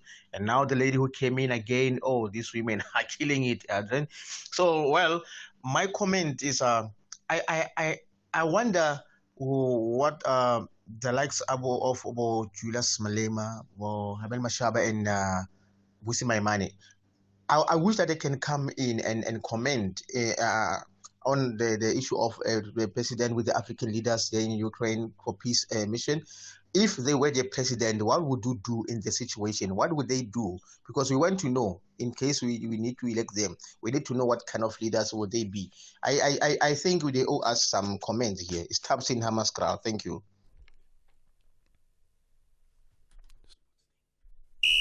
This is SAfm Sport. Kicking it off with football this hour, Mamelodi Sundowns have offered coach Rulani Mukwena a new 4-year contract that they expect him to sign before the start of the season. The SAPC Sport has its own good authority that while the coach hasn't signed yet, Downs are confident that this is no indications that he wants to leave. The reports have suggested that Mukwena wants to make changes to the technical team, a department that include Steve Kompela, Mangoba Mngqiti, and the goalkeeper coach Wendell Robson. In other news, the Cape Town Spurs coach Sean Bartlett says he'll retain their experienced players in the DStv Premiership next season.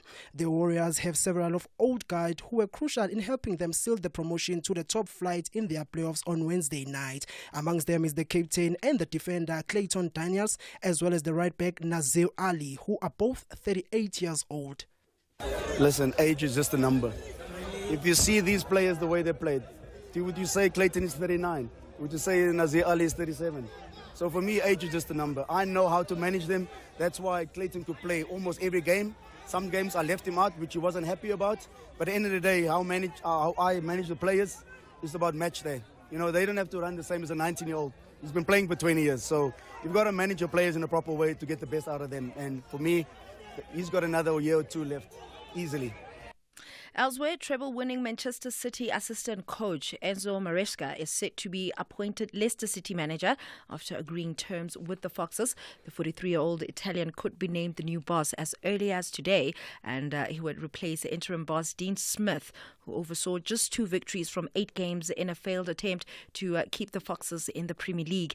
In cricket news, Najmal Hussain and Mominul Haq hit centuries as Bangladesh declared their second innings at 42 with 661-run lead against Afghanistan on their one-off test. Hussain became only the second Bangladeshi to score a century in each innings of a test match, making 124 to go with his first innings score of 146. It was the 12th test century for Monimal, with the highest, or being the highest by any Bangladeshi, who came off 123 balls after 26 innings. The left-hander smashed 12 fours and a 6 in his 145-ball innings. And moving on to rugby news now. The Bulls were dealt a blow when scrum half Ambrose Papia was ruled out of their Currie Cup semi-finals against the Toyota Teachers tomorrow. Papia picked up a hamstring strain in the league match last weekend and was ruled out today by coach Jakey White. Keegan Johannes comes into the side as his replacement, or as one of 4 to the side that lost last weekend's encounter at Loftus. In the meantime, the Shark coach Joey Mangalo is confident that the new signing of Alpiwe Gyanchi will thrive under the leadership of the Durban-based franchise. The Springbok will return to a professional rugby in August following a 4-year doping ban. Mangalo coached Gyanchi at the Golden Lions from 2015, and though he has known the winger for several years, he says he did not influence his move to the Sharks. So what is a synthetic fuel? Put simply, it's a fuel made from just air and water, and that may sound extraordinary. In one way it is extraordinary, but it is chemistry. So when you burn a regular fuel, fossil fuel such as gasoline, petrol or diesel or jet fuel, what comes out of the exhaust pipe is carbon dioxide, that's burnt carbon, and water, which is burnt hydrogen. What we do is take those exact same molecules out of the atmosphere again, so the water and the carbon dioxide, we add in new energy and reconstitute that as a hydrocarbon. But it's a circular process. We call it a industrial carbon cycle because it mimics exactly what we do in biology, or rather what nature does in biology, where carbon dioxide and water are also circulated via plants and animals. Onto cycling, 31 riders have been disqualified from the Under-23 Giro d'Italia for cheating after videos emerged showing them holding on to team cars. The riders were filmed by spectators taking a tow by team vehicles during the summit finish.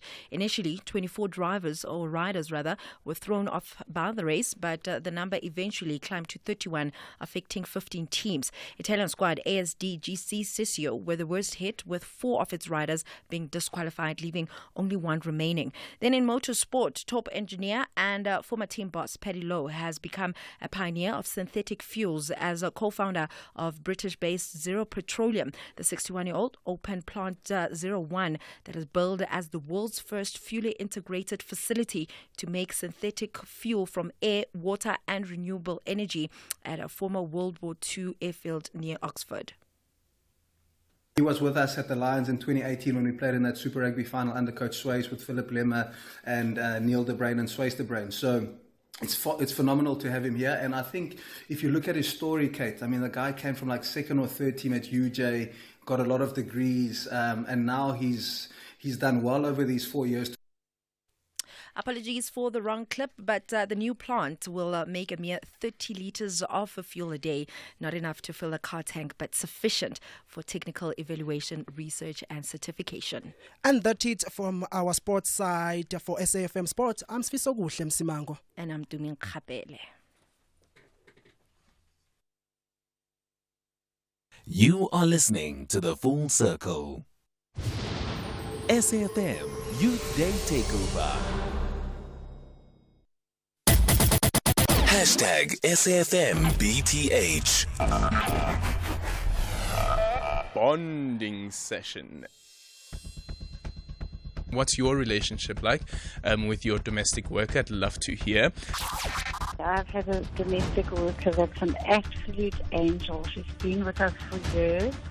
She's really old at the moment and running the show. I have to listen to her. She doesn't like listening to me anymore. Beyond the headline. Money lending policy to friends. If you ask me for a loan, I have 2 loans for you. Home alone and leave me alone. Your experience with an ex and some of the craziest things that they've tried to do, especially to try and win your love back. If we break up, I don't know you. We never met. You are listening to Aldrin Sampear on SAfm.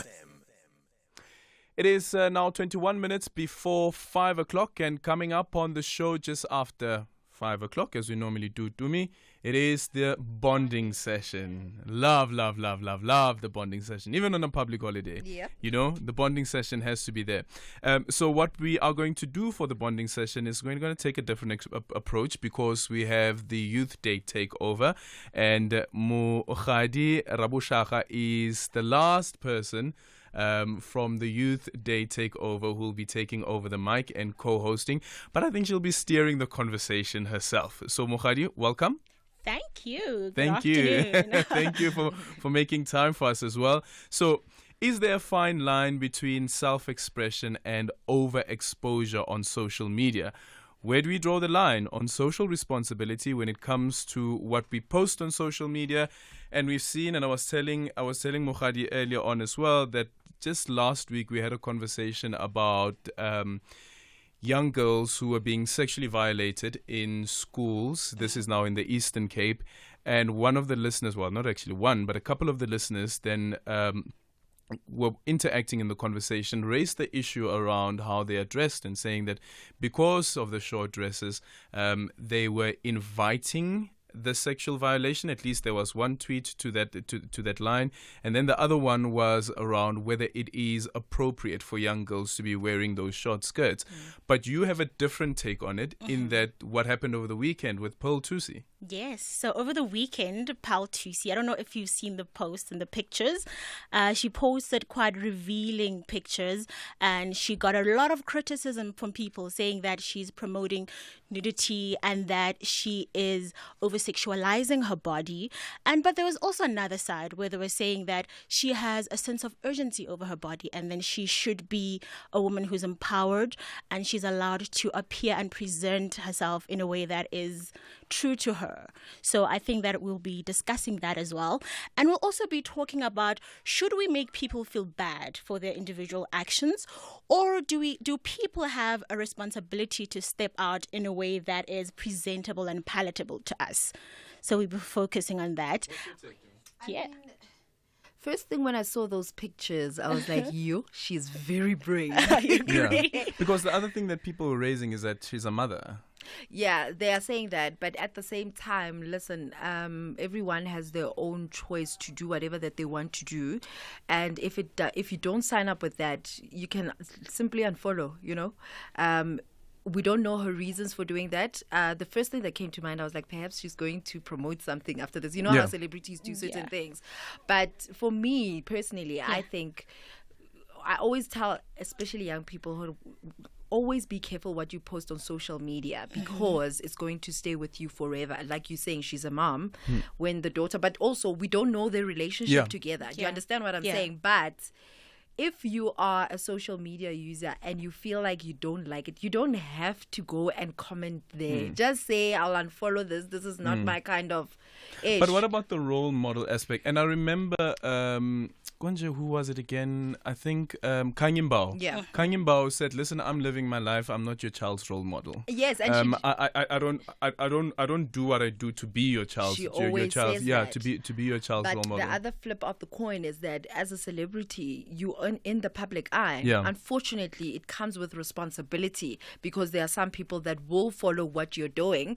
But as Kanye would say, no one chose me to be the role model of your child. But do you think that there's a difference between what we do on social media and what we do in actual reality? If I were to appear like that on a Friday night at a club or a restaurant, is it okay? I mean, obviously, whatever that...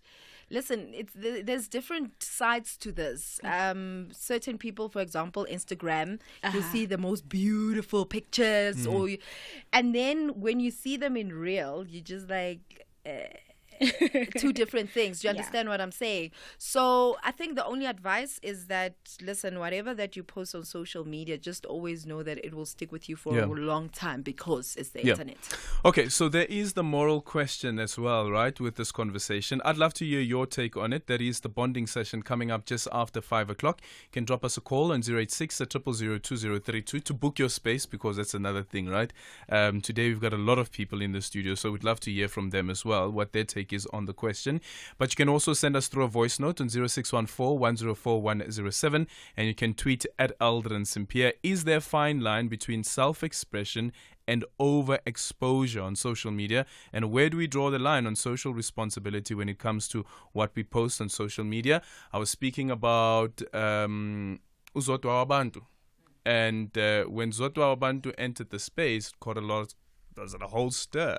But then there were a lot of people who were interested in what she was doing and gained a lot of traction on the continent as well. But there were some countries that actually barred her from coming to their countries because of what she does in public. So I'd love to hear your take on it. 086-000-2032. Your voice notes on 0614-104-107. And you can also tweet at Aldrin Simpier. That is the bonding session coming up just after 5 o'clock. Mukhadi Rabushakha's topic. Looking forward to it. SABC One has made a few changes to the primetime schedule. On Fridays, Deal or No Deal South Africa at 7:30 p.m. Tune into Ikaslam at 9 p.m. Kung Fu Movies at 9:30 p.m. Tune into SABC One, Mzansi, for sure. You don't want to miss City Slickers. It's full of fun, adventure, and challenges all the way. Yup, our City Slickers put their phones down and get out there into the real world. It's awesome. We're going. It's fun all the way. Oh, you got it.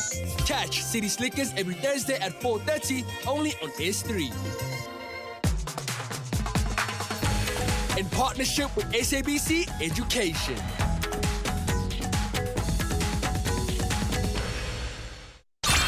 South Africa, Happy Youth Day on SAfm.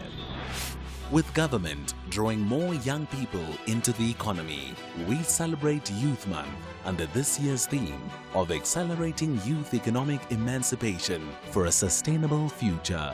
SAfm, leading the conversation this Youth Day. The only talk radio afternoon drive show that makes sense. Beyond the Headline with Aldrin Sampear, right here on SAfm. It's 13 minutes before 5 o'clock. It is the Youth Day TakeOver on SAfm. And in this hour, I'm not alone. I'm with Yanga Kata. How are you feeling? I'm still feeling okay. Still fine. Aldrin is having me very good. Thank you. How are you feeling, though? I want to know about your true feelings. All right. So at first I was very anxious, nervous, and all those kind of things. But now I'm a little eased. Yeah. It's better. You're a bit better now? Yeah. Okay then. And you're doing well. Don't worry. You're doing well. You're on top of this, right? Thank you. Yeah. So next we're in conversation with Ellen Windey, who is the Premier of the Western Cape. Of course, this has been a conversation that has been ongoing since the Western Cape government delegation went to the USA. So the Western Cape Premier, Ellen Windey, is in the USA leading a delegation of provincial government and Westgrow representatives. The delegation is there to promote the province as a trade and investment destination of choice. This as the future of South Africa's AGOA status remains a point of discussion. Some legislators in the USA have demanded that this year's AGOA's forum, which was set to take place in South Africa in November, following South Africa's stance on the Ukraine-Russia conflict, should be moved to a different country. The delegation wants to assure the US government that the province remains committed to AGOA. The Western Cape Premier now joining us on the line. Premier, good afternoon, and thank you so much for making time for us. Is it correct, Premier, to conclude that this trip was planned even ahead of these legislators sending this letter to the president or sending it to the Biden administration? Yeah, absolutely. We planned this trip quite a long time ago, but already in the planning, we could already pick up that there were rumblings. We saw some motions put forward by some of the representatives to their National Assembly saying, asking questions about South Africa. So we could already see people were asking questions, and knowing that AGOA is a piece of legislation that actually needs to be drafted and rewritten for its next iteration. So that was when we set it up.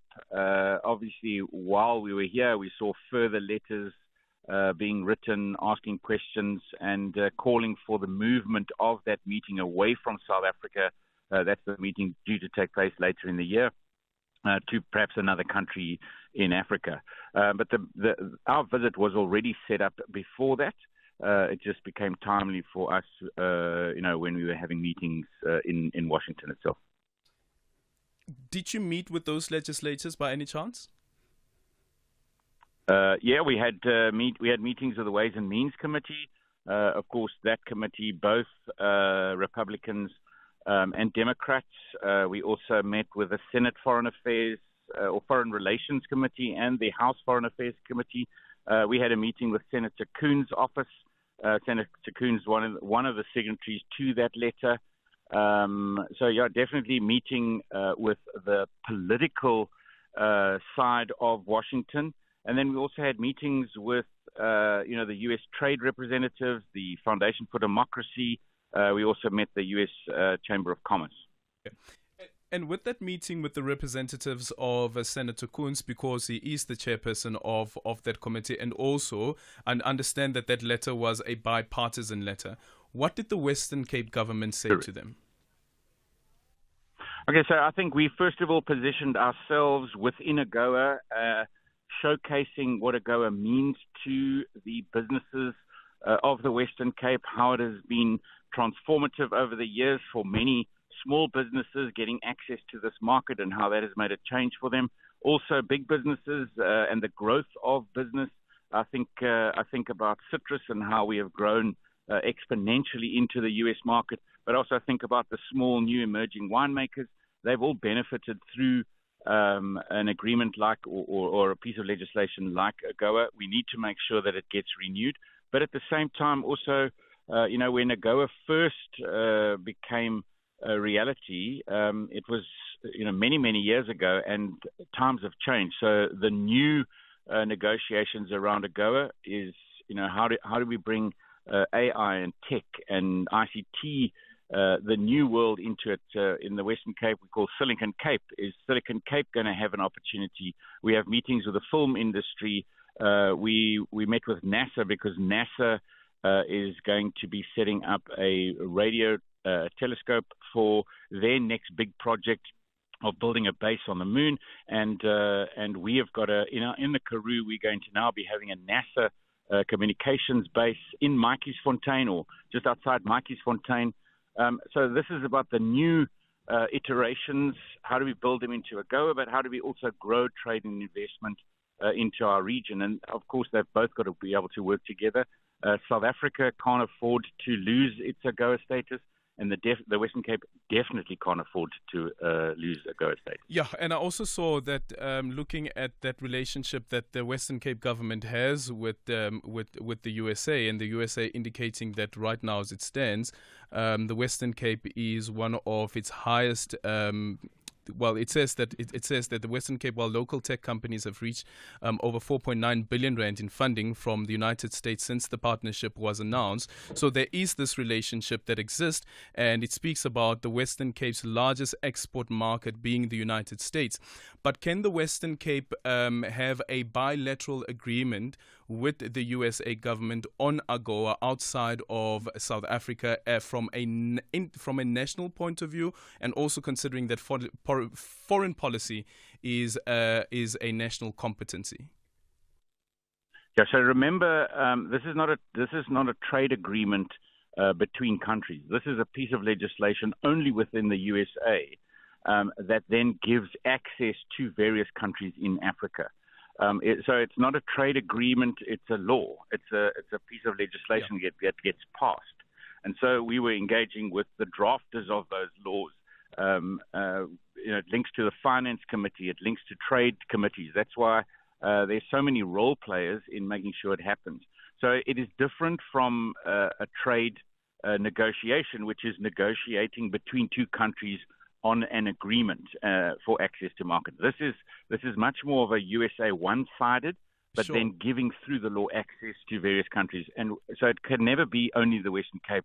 South Africa is the country that benefits, but we've got to make sure that we are arguing the case for the Western Cape, but also for South Africa. Okay. What happens if the decision is taken by the Biden administration to actually boot South Africa out? Does it mean that the Western Cape loses out as well? Absolutely. So we are going to do everything within our power to make sure that doesn't happen. So all of the arguments that we've had, all the detail that comes back that's got to end up in a national discussion, I bring back from this meeting. We've already written to the president asking for a special meeting on AGOA, and that meeting will take place at the PCC level. So it's premiers and the president, and it will be focused on AGOA, but and probably also further discussing economic issues. Because remember, AGOA is really important for the Western Cape. It's a big, important document that enables much of our economy, but it's very important for Gauteng. I mean, the Ford Motor Company is based in Gauteng and manufactures Fords and exports them. Engines, the same thing with BMW in the Eastern Cape. So it's an important document not only for the Western Cape but for South Africa, and provinces must have a lot of say here. Was that those meetings at all difficult, considering what the U.S. ambassador to South Africa had said, that Ruben Brickety, about the hostility, number one, that they're receiving from the ANC, which is the governing party, but also the issue around where South Africa stands when it comes to the Ukraine-Russia conflict. Yeah, absolutely. I mean, that in all of the meetings was the elephant in the room. And so that becomes much of what I will bring back to our discussions that we have when we come back. In a number of the meetings, obviously, the South African government's representatives were there too, because we've got ambassadors, embassies, and consulates. In a number of the meetings, the DIRCO representatives were with us in those meetings. So hopefully that message also goes back very loud and very clear via the formal diplomatic channels. And so definitely front and center. Are we neutral, as we say in the United Nations? And sometimes the committees would even say, and you vote against us. So you can see it's very, very sensitive. They take it very personally. And it's because we say one thing and do exactly the opposite, and that's what we've got to fix. So as the Western Cape government, how did you deal with the question about arms being loaded on Lady R? Because your party leader had said internationally that they believe, as the Democratic Alliance, that there were arms that were loaded on Lady R. But now, from a government perspective, because you are a representative of the government of the Western Cape, how did you deal with that question? Did the Western Cape government also say that they believe that there were arms loaded onto Lady R? No, not at all. Because as you say, I mean, we're a provincial government meeting with a foreign government and their representatives in these various committees. So definitely not. So in that case, we would just say we're waiting for the outcome of the investigation, and then we would note down that these are serious concerns, and that would be brought back into our discussions. What we did put on the table is that our provincial parliament has taken a resolution that we stand with the Ukraine. We have taken a very strong position on that as a parliament, as a government. We too have also done exactly the same thing. So we can show that there is a differentiated approach from a government point of view and from a parliament point of view. And that sort of gives us a start to the conversation. Yeah. But at the end of the day, it is obviously South Africa, USA, and we will play our part to try and make sure that we get this fixed as quickly as possible. What's your assessment, Premier, of what played out yesterday in Poland? Yeah, obviously, we are picking this up and seeing it on news clips, etc. I mean, I haven't got all of the detail, but that really doesn't bode well from an organizational point of view. I don't know who messed it up, because that is our opportunity now to show the world that if we say what we say at the United Nations, and now we are demonstrating that the president is demonstrating the neutrality, well, that's going to be a great thing. But I don't think that what was happening in Poland is a good start. Premier, final one. We have the Youth Day TakeOver. As you know that it is the Youth Day in South Africa, and Yanga Kata is my co-host this afternoon. She'd like to ask you a quick question, Premier. Good afternoon, Premier. Absolutely. Right. Good afternoon. Can I quickly and ask happy this Youth one? Day. So, as the Premier of the Western Cape, we know that there are floods there by the Western Cape. How are things going? Yes. Yeah, I mean, I was just asked the question about what was happening in Poland. I'm much more concerned as to what's happening in the Western Cape with the floods. So the acting Premier in the Western Cape is also the Minister that's in charge of disaster management. I'm being kept up to date all the time. And so far, obviously, the Winelands district has been the hardest hit. That's where people have been displaced. But major damage to a lot of our infrastructure, and of course our teams are out there. I saw how many passes were closed yesterday, but as of today, many of them open again.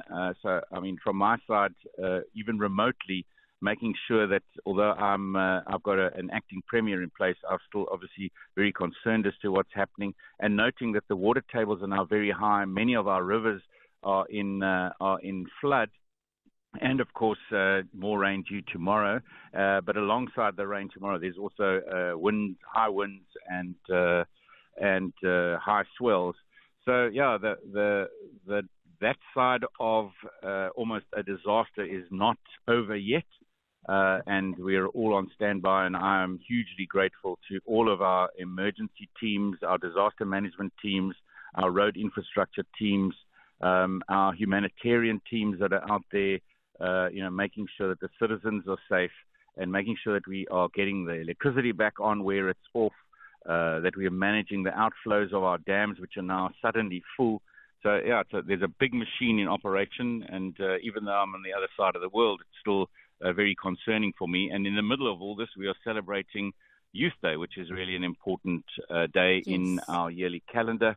And so, yeah, I mean, we've all got to make sure that we just look after each other. All right. Thank you so much, Premier. Thank you for your time. So that was the Western Cape Premier, Ellen Wendy. Right now, we'll quickly go into the news. Independent and impartial. This is SAfm News. South Africans finally disembarked from plane in Poland, and more bad weather for the Western Cape. Good day to you. Almost 120 South African journalists, police officers and soldiers have finally disembarked from their plane at Warsaw Airport in Poland after a more than 24-hour ordeal where they were denied entry into Poland. Polish authorities had expressed concern about the weapons and ammunition that was accompanying the soldiers and police who were meant to protect the president on his mission to Kyiv in Ukraine. President Cyril Ramaphosa is in the region as part of an African initiative to try and broker peace after Russia's invasion of Ukraine. Reporter Ntebo Mokobo was on the plane. We are expecting that the president will arrive here in Poland and drive straight to Warsaw, where he will take another flight to Russia, where he's going to have a meeting with President Putin tomorrow at around 9 o'clock. And of course, the rest of the crew is expected to join the president later tomorrow. Meanwhile, Ukraine's Air Force says it's down 6 ballistic missiles, 6 cruise missiles and 2 drones. The Ukrainian Foreign Minister, Dmytro Kuleba, has written on Twitter that, quote, Russian missiles are a message to Africa. Russia wants more war, not peace, unquote. News agency Reuters reports that Russia didn't immediately comment on the events in Kyiv. More bad weather is being predicted for the Western Cape heading into the weekend after heavy rainfall and strong winds caused major damage across the province. Thousands of residents have been affected. The Weather Service has issued a level 4 warning for disruptive rainfall until tomorrow that could lead to localised flooding. Spokesperson for the City of Cape Town's Disaster Risk Management Centre, Charlotte Powell, has advised residents and shack dwellers on measures to be taken. Clearing out drainage systems, raising the floor level of a structure so that it is higher than the natural ground level, making sandbags, digging trenches around the house to divert water away, reporting blocked drains, intakes and illegal dumping. Illegal dumping in the stormwater canals and sewers make flooding worse. Fix leaking roofs. As the country celebrates the 47th anniversary of June 16th, many young people say the job market has become increasingly difficult to access. Limpopo local Nathan Tlo, who's a builder, says his move into construction was motivated by lack of employment and failing to get the necessary apprenticeship for his boiler-making qualifications. Going to school, I did get my qualifications and I've been applying and applying, but then I haven't received any feedback from most of the companies that I apply to. And then whenever I basically now what I need is a trade test. And then getting it alone, it is very costly. So I need a learnership. I don't have any opportunities in that. I didn't have any luck.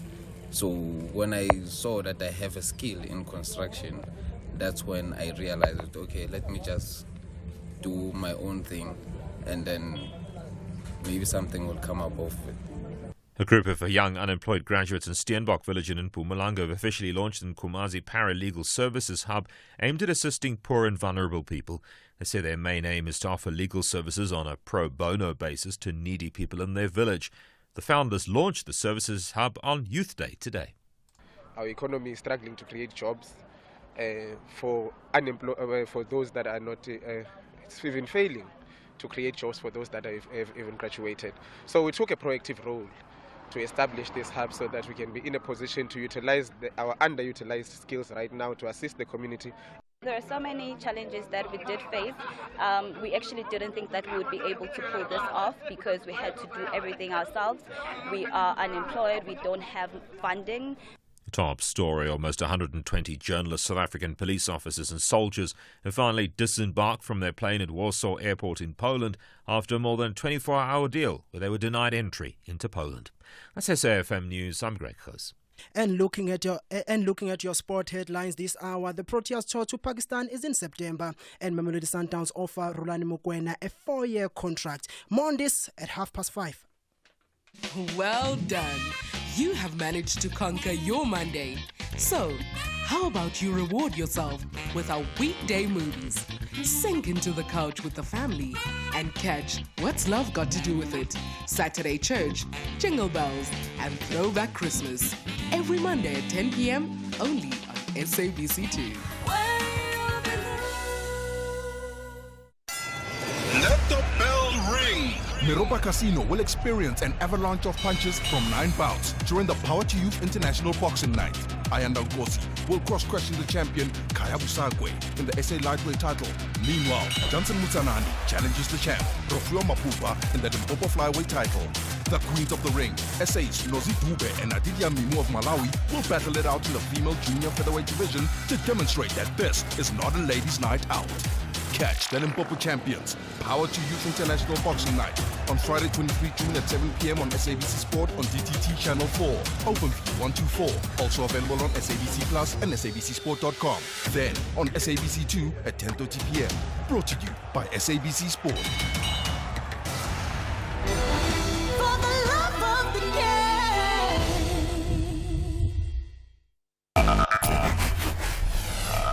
Bonding session.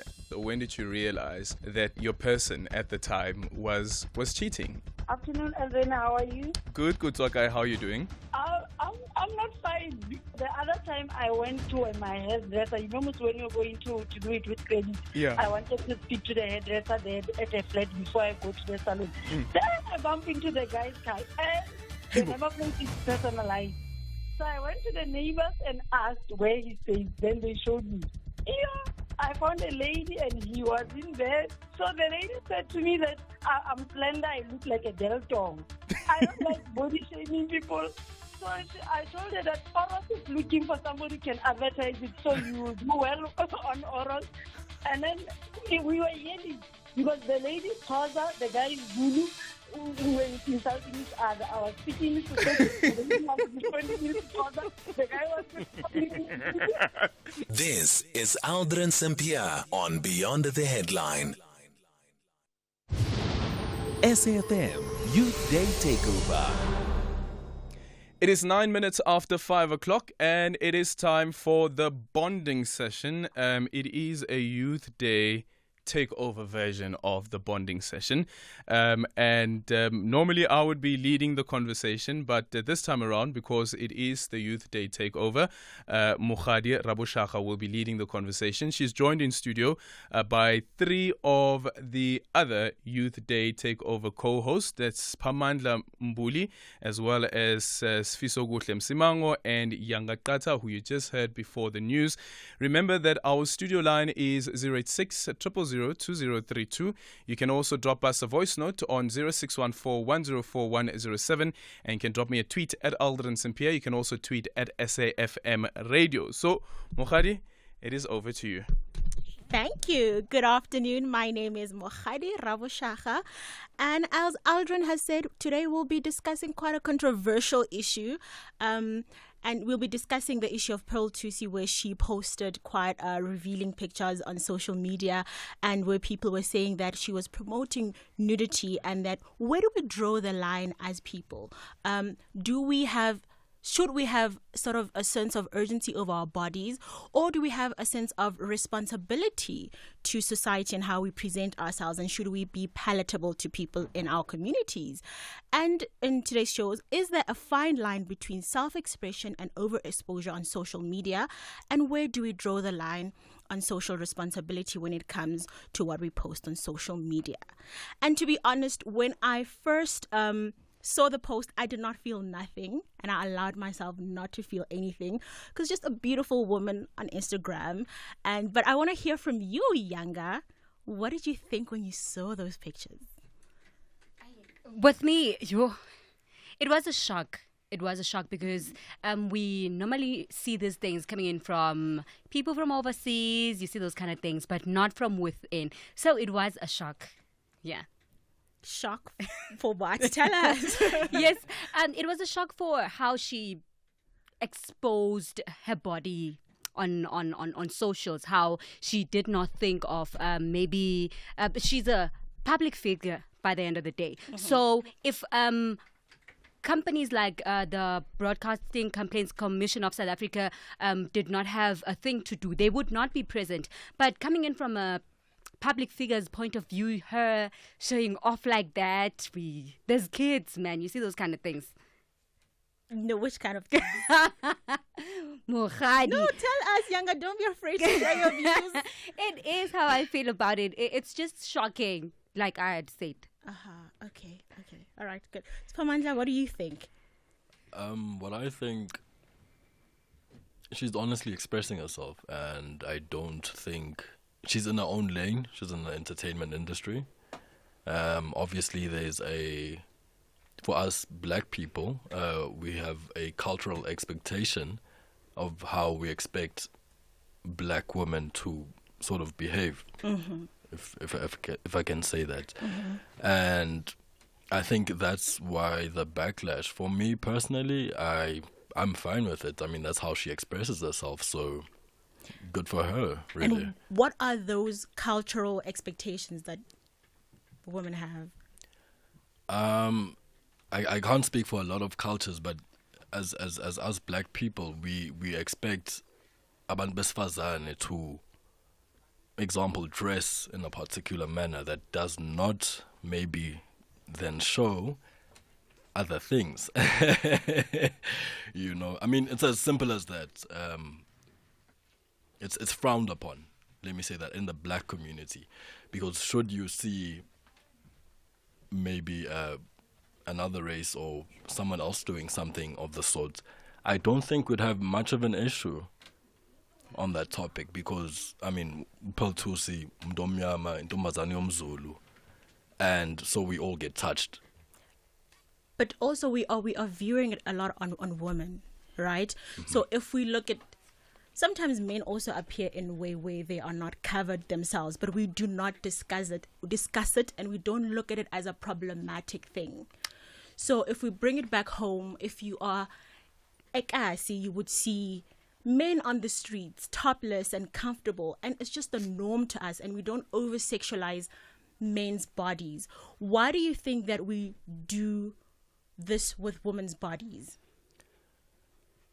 I'm not sure, but I also believe that we are not exposed to such things as black people. Again, we are not exposed to that, and when it happens, everyone gets shocked. I don't know. Taboo. True that. Everyone gets shocked, and it's something we have to sort of like get accustomed to. And also, I think, like Mohadi has just said right now, about there's a difference between men being treatment towards men being shirtless, wearing shorts, and all those kind of things. Yet she did not mention the reason behind that. You see, Uguti, there's an elephant in the room. There's something that's not even explained that either of us can actually explain. But what's the difference between these two genders? Okay, so what do you before we go to Sfiso, we have a caller on the line. We have Kojani from Colesberg.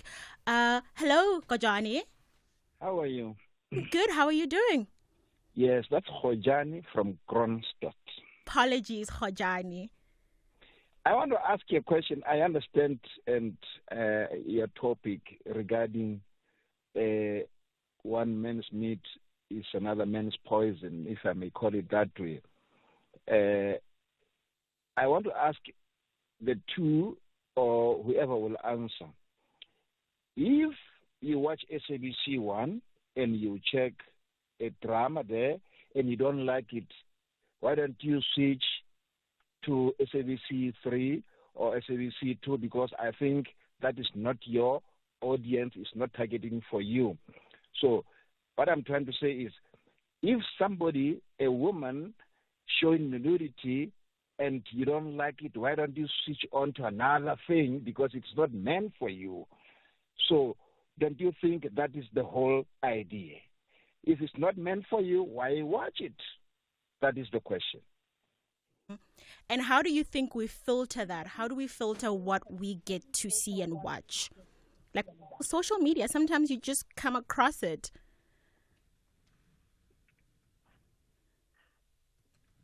Khojani, are you still there? Hello? I didn't hear. What did you say? Can you hear me now? Yes.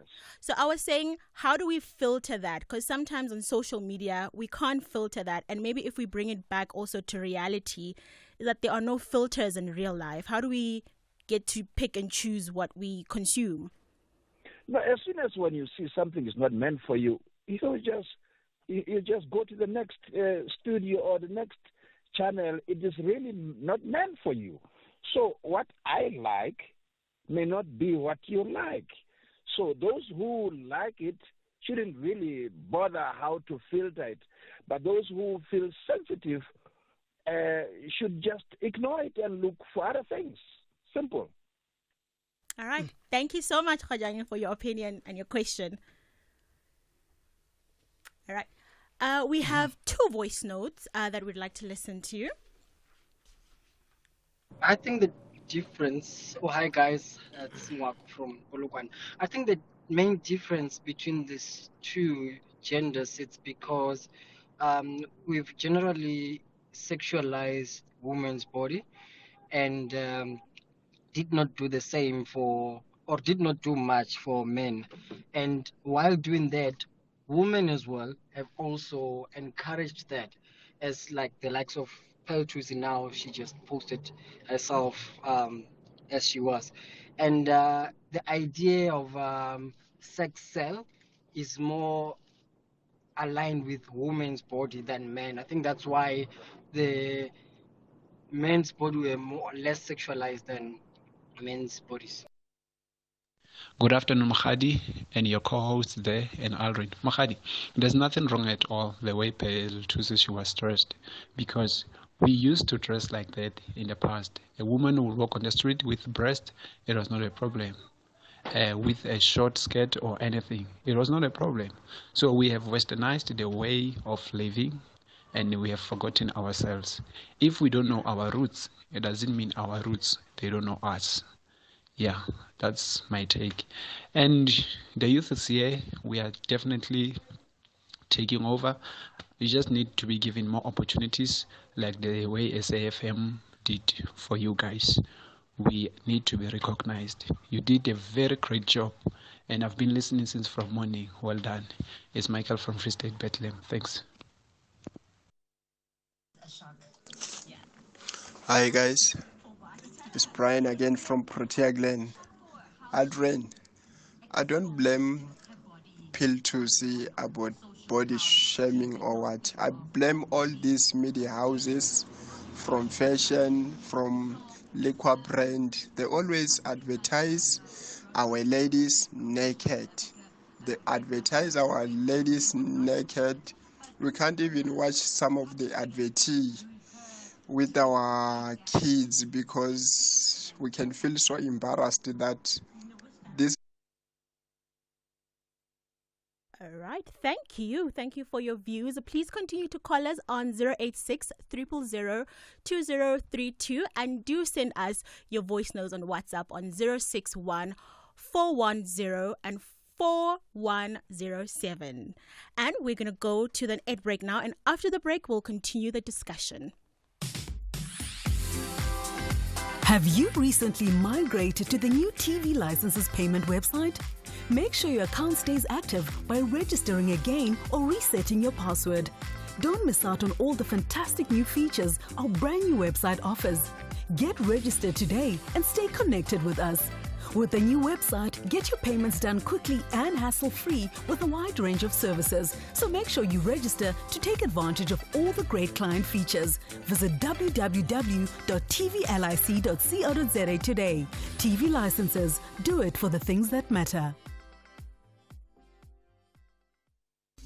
The first ever African nation to reach the FIFA World Cup semis, Morocco, are ready to face Mzansi's Bafana Bafana in the return clash of the 2023 African qualifier in Group K. The Atlas Lions want to maintain their unbeaten run and finish top of the group, while Bafana Bafana are in good spirit and confident they can reinstate the days of glory. The South battles it out with the North. Catch the 2023 AFCON qualifier, South Africa versus Morocco, on Saturday, 17 June at 4 p.m.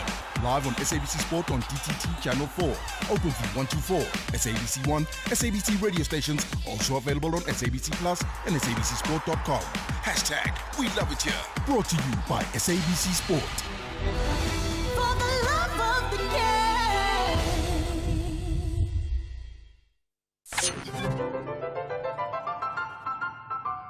Hi, my name is Kutlwana Masote, your host of Weekend Sundowner Classics every Saturday and Sunday afternoon between the hours of 4 and 7 p.m. exclusively on SAfm. Now, this is where you get your best classical music jams on any radio platform. Join me every Saturday and Sunday afternoon between 4 and 7 p.m. Weekend Sundowner Classics.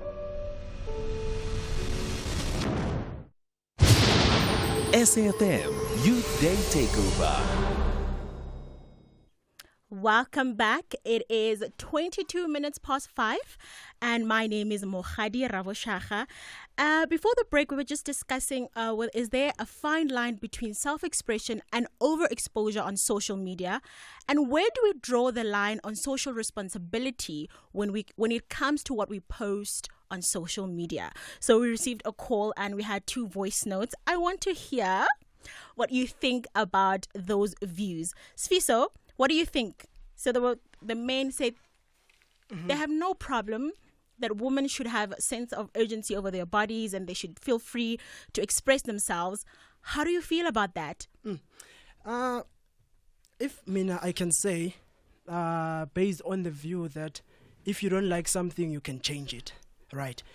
So let's look at this angle. Peltusi have been a brand, a growing brand. We know Peltusi as this brand. Now she appears to be this brand. Obviously, you're going to have questions. So it's not that easy to say, if you don't like it, just leave it. It's more like a football team. If a coach can just tell a Kaizer Chiefs fan, if you don't like this, just leave it. How? Because we've been with you throughout and you've promised this, you were this brand, now you are changing. We have to question that. We won't just leave that. So that's another angle. But according to me, I don't have a problem if a person expressed themselves, you know. And another thing, I saw it on Twitter. Some guy wrote, do you know Queen Minaj? Yeah, I know her. I know her. So some guy wrote, according to South African women, Queen Minaj, is a disgrace, but Peltusi is empowering. Yeah, wow. If so you can, as well. If maybe a listener at home can just search Queen Minaj and then you'll see. So we don't know. Can you describe her for us? She's actually a girl, ne? Not chubby, a little thick. Oh. She wears panties, the strings. With pink hair. Yeah, pink hair, pink stuff. She wears pink stuff. You know her? Do you? I'm not sure. But I know Lizzo had like also said like people were body shaming her because she's a bigger woman, and so is it similar to that? No, it's not. Actually, it's different. But we'll quickly check her out. But just to be on the positive side, what you've just said right now, this thing, ne? Like I had said it first, but it's shocking. So as it's shocking, I think for him, he actually explained where my shock comes from.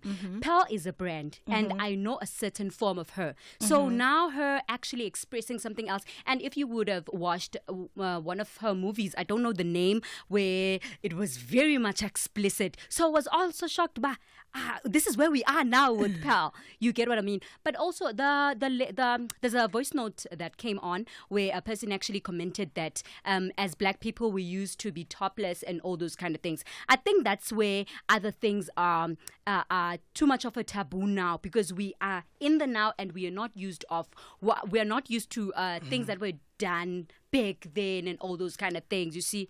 But also culturally, so culturally, that's not how we would appear. I am but I know in the but Zulu, I don't think we do the very same thing. There's a certain age group that goes out toplessly. I think it's when you're still a virgin. That's when you can do that. Yeah. But moving forward, that's actually Umhlanga, the Reed Dance. That's an annual event in Swaziland where actually young girls and young women. I'm actually speaking in a closer perspective. Oh, yes. okay. See, in Amakosa, you only are allowed to be topless when you are a virgin, but after that degree, you are not allowed to do that. But also, doesn't it go say culturally you're allowed to do that? But when do I have a sense of I want to do this and it should not be? But you've spoken of culture, so you do not have the right to actually want to change stuff, because now we've spoken on a culture's perspective. We are being ruled by the certain culture. Do you get what I mean? Okay. Yeah. And another thing, I think maybe South Africa, we're getting there, but we are not there yet to really understand how people can express themselves. And talking about Umhlanga and Zulu culture, they were bashing them online that you don't have to go around showing breast all over around. At times you must cover and be yourself. We know that you are a virgin, but you don't have to go around showing breast, because now there's things like rape, there's things like GPV. Yeah. But then all I'm saying is a person must be allowed to do whatever they feel like. Just because you won't do it yourself, don't project your thought and everything on another person. Yeah. But also, true. Look, I share the same sentiments as Michael from Bethlehem, who sent the voice note earlier on, and he was saying that yes, back in the days, women used to walk around like this, and like we were saying, Guti, the Reed Dance, Umhlanga, this is how women used to be. Yes. But I also don't want us to limit it just to ourselves. Please do call us on 086 0002032, and please do send us a WhatsApp on 06061 4104 107. We would like to hear from you and we want to know your views. So please do call us in and send those voice notes.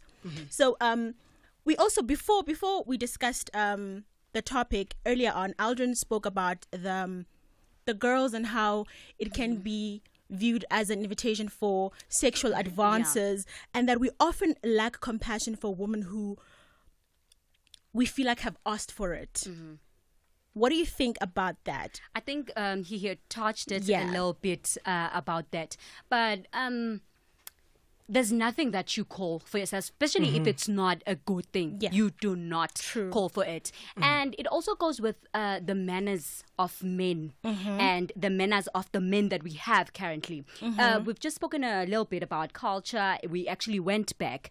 But currently, we do not even feel safe around our own men. You would sometimes, when a taxi is approaching, you start check on the windows, but who's actually inside? Because you do not feel comfortable and safe around men nowadays. So it's just the difference of generations and the difference of men and women that are within that generation at that time. We actually have some voice notes, so let's listen to the voice notes to hear what people have to say about this. Hi guys in the studio there. This is Taps in Hamaskral. What I like to say is that when a woman is half naked or maybe naked in public, it's not the same as a man being half naked. So what I'm trying to say is men are easily attracted by not fully dressed women than women being attracted by not fully dressed men. So feelings are not the same across our gender. So that is why for a woman to be sort of half naked or wearing too revealing clothes, it draws more attention because she's a woman, and men are easily tempted than vice versa. So I think that's where it raises like more concern because she's a woman and African women in particular. Thanks, guys. Peltusi and her body exposure. That is very African. Before we were tainted by Western beliefs and cultures, women in Africa used to walk bare-breasted, especially when it's hot. There's nothing shameful about exposing breast in African cultures. Unfortunately, religion and westernization has just imposed themselves on us to a point whereby we are ashamed of being ourselves. We are shocked of being ourselves. Chris Ross, Dao. Thank you very much, SAfm, for making my youth day to be so wonderful like this today. I didn't wake up since from Stephen Crutes until now. It's only now that I wake up because I want to bath. I was listening to the radio the whole day. You know what? You must draw a line. Remember, guys, respect, guys. You have to respect yourself. You have to respect yourself and those around you, guys. You can't just post your pictures half naked. No. 20 years, 10 years, 15 years down the line, the pictures are still there. What are your grandchildren gonna say? They see Granny like this there on social media because the pictures gonna remain there. What they gonna say? Your son-in-law. You must draw the line, guys, man. No, come on, man. You have to earn respect. You don't just get the respect for free. In order for us to respect you, you must respect yourself first. Thank you. Youth Month on SAfm. With government drawing more young people into the economy, we celebrate Youth Month under this year's theme of accelerating youth economic emancipation for a sustainable future. SAfm, leading the conversation this Youth Month.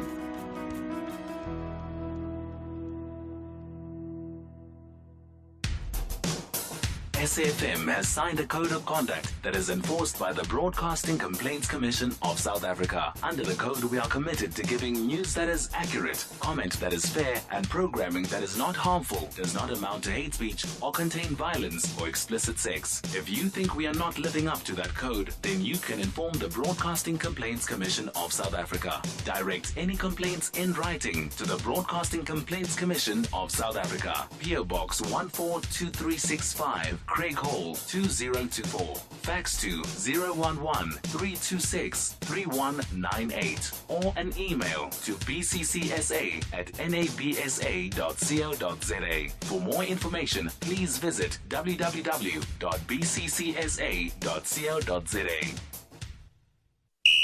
This is SAfm Sport.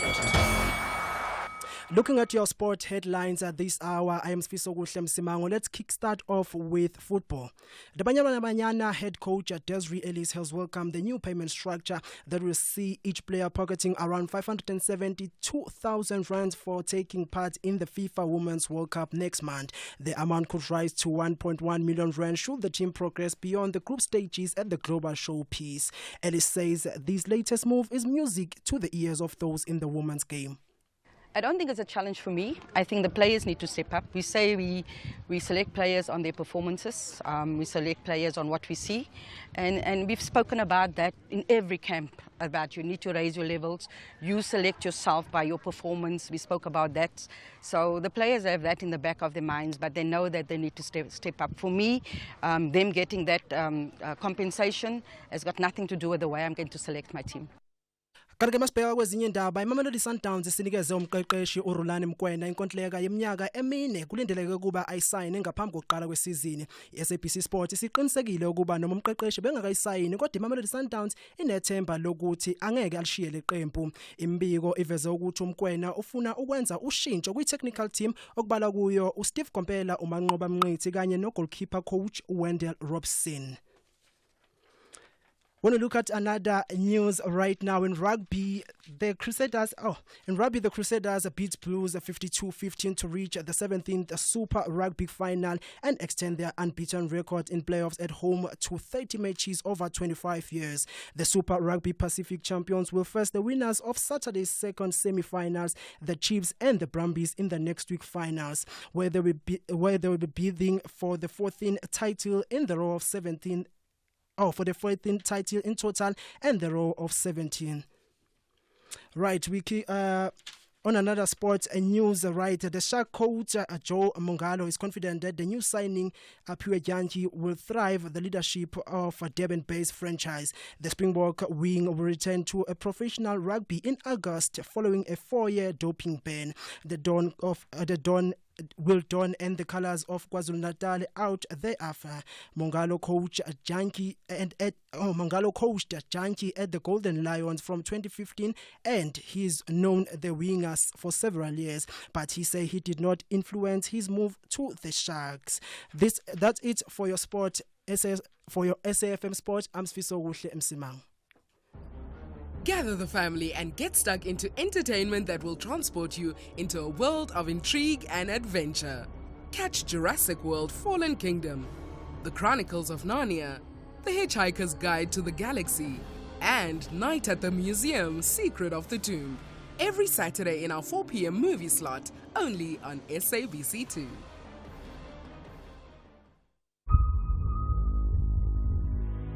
SABC1 celebrates Mpumalanga Province through storytelling this June and July, highlighting skills and youth development through Swati and Ndebele drama. Umchindi 1, 2, and 3. Gakoza, Lelinye Litfuba, The Madman and the Kid. By the youth for the youth. Every Sunday at 8 p.m. on SABC1. Mzansi, for sure.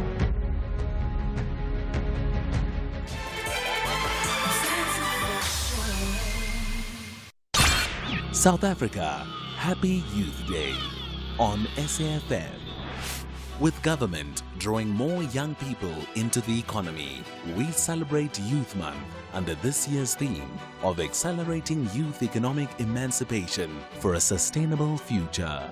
SAfm, leading the conversation this Youth Day. Hashtag SAfmBTH. SAfm Youth Day TakeOver. Welcome back, and thank you so much, Spiso, for those sports updates. Before we continue, we were discussing whether there is a fine line between self-expression and overexposure on social media of our bodies. Please do continue calling us on 086 000 2032, and please do send us those voice notes on 061 410 4107. All right, so before we went to sports updates, we heard 3 voice notes. So the first caller said that men and women don't have the same feelings over, what do you think about that? I think no, that's an excuse. We cannot do that. Unfortunately, if we start doing that now, we're giving ourselves excuses to carry on. Yeah. The behavior that is not correct. So I don't think so. I think we should be, if we are men, we should be men and carry ourselves like men, so that we teach the younger generation the same thing. We can't be saying, oh, because we're now so we shouldn't do that. We honestly shouldn't do that. Do you think that he's making men's feelings more superior than women's feelings? Because I can feel the same way towards women, or even men or women, doesn't matter. Yeah. With me, I think this thing is very broad, because now we have to go back and forth thinking of the present, the future, and the now. Yeah. Because he actually had spoken and touched points on the thing, Yubana, this person is actually doing a thing for maybe her kids that are going to be seeing this. And there's actually a group of people that are actually receiving this kind of message from a public figure. You Yeah. get what I'm saying? But now the issue starts when now we are considering the kids that are not of hers, but those that are under the brand of Upel Tusi. How are they receiving it? Because at some point now you would find it when you are fixing your child in the morning. As you're fixing her, she's like, no, I'm not going to wear a top because Paul Tusi, she's not rather wearing one. So why should I? How are you to explain those kind of things? But is it Paul Tusi's responsibility It's to not raise actually. your kids? Because you are liable for your own kids. It's not Paul Tusi's responsibility. If that was the case, or like anyone. I had said, we would not be having broadcasting complaints of South Africa, right? Because we know it's okay. Everybody's raising their kids. So why are we having companies like that? To regulate what? And we are raising our kids. Yeah. So what are they regulating? Sorry, what is the complaint? The Broadcasting Complaints Commission of South Africa, right? Okay. So they are in for nudity, sex scenes, and all those kind of things. What are they regulating if you are saying that everyone is raising their kids? But what is the social platform regulating? Before you... I just want to take a caller. So we have Ike from Randfontein who wants to comment on the bonding session topic. Hi, Ike. Job. I want to comment on this whole subject. Look, it's high time that people must accept that we are all equal. And this notion of when ladies are naked, they open themselves to rape and all that, for goodness sake, people are raping even babies in diapers. So it serves no purpose. So I'm still saying that allow people to be free, and then we should not be overpowered by perverts. That's my opinion. What do you say to people who think that way? Because I think it's a very problematic way of thinking. What do you say to those people? No, I'm simply saying, people, this is our country. As much as it is a country for perverts, it's our country. We cannot be held at ransom by people who cannot just behave. I mean, it's just uncalled for. And to start with, whether times have changed. Times have changed. People must loosen up. We must just live as equal people. If you want to walk butt naked, it's fine. Yeah, it's your body, and it has nothing to do with me. Simple. Thank you so much, Ike. I completely agree with you. Thank you for your opinion and thank you for calling us. Before we continue the discussion in studio, we're going to take 2 voice notes. Sexualization of women is wrong. So what Peltusi did was right. Actually, we should make it a taboo to sexualize women. It should be normal for women to be topless. Once it is made normal, we are going to even be able to fight things like rape and so forth, and men will not be out of control. Dinle Minyanya, the elderly youth master from Qonce, former King Williamstown. Thank you. This is Mpume from Cape Town. I think an important aspect of this is influencers and media personalities. There's no such thing as bad publicity. So essentially, we all being sucked into this.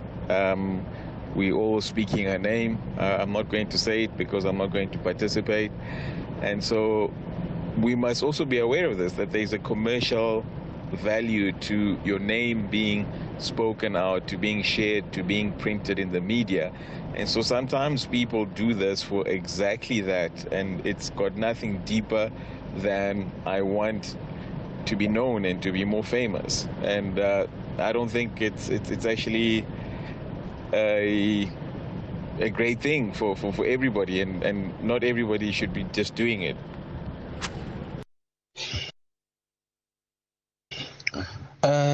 Good day, ladies and gentlemen, or good evening. This is Soli from the Free State.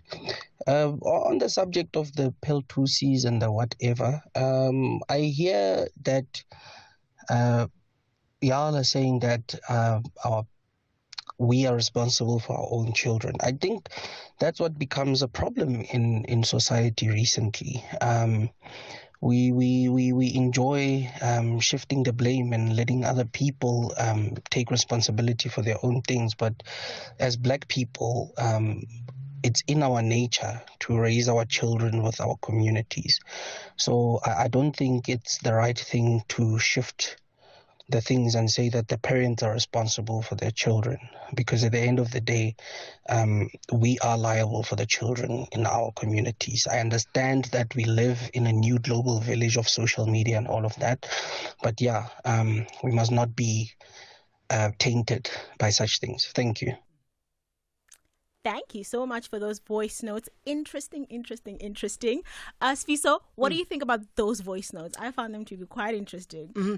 But I think on this one, the correct person actually to be interviewed is Peltusi, because she knows exactly what she was trying to achieve with that peak and everything. So as much as we can debate, but we don't know what came to her mind. She knows exactly what she wanted to achieve. Maybe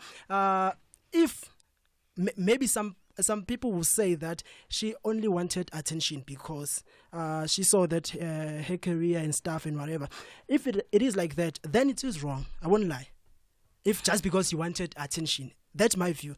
But if it was her expressing herself, it's going to be better and it's going to be great. But if it was a thing just to get some attention, then what are we teaching? What are we teaching to who? To the children. But is it our responsibility to teach the children? Is it not our responsibility? That's what you're saying. But having a child, that's your child. If I choose not your child. No. So hence when you walk around, it does not make sense. There's an African proverb that says, yes. Exactly. Right. Child is raised by the community. Exactly. So if I have a child, then whatever a next door neighbor is doing is not my problem. It's not their problem. They can do whatever they want in front of my child. That's what you're saying. No, it is. It is. But with for example, within the Zulu culture and the Xhosa culture, like we were saying, children would attend such events where they would see these things. But Mokhadi, I think with all of this, it still goes back to the thing of we want to change everything about ourselves. We want to change all the morals.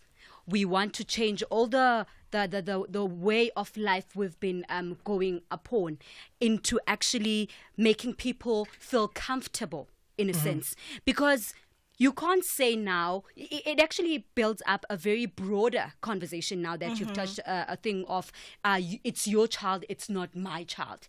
You see? And then you'd complain when now our nurses in the clinics and hospitals. Sorry, but you want your child to be my child when it suits you, but when it doesn't suit you. Sorry, but when it doesn't suit you, then it's not my child anymore. Wait, but so I think we should know, Guti, when or where actually, or is this a constant thing? It's actually the change that I have been speaking about. That you want things to go according to you. You get what I'm saying? But I think based on what you were just saying about being a Zulu culture, being a Xhosa culture, I think that one, let's remove that one. Because with nowadays of social media, everyone is everyone's culture. Yeah. So we have to find a common ground that is so shuguti. Okay, sharp. This is what we do as South Africa. This and I think we need to close the show. But then it's been so great. Like, I have been here the whole day. I'm so excited. I was ready to take over and do the challenge. I've set out my day and agenda for the day. It's been exciting. I've had an opportunity to see the studios and just.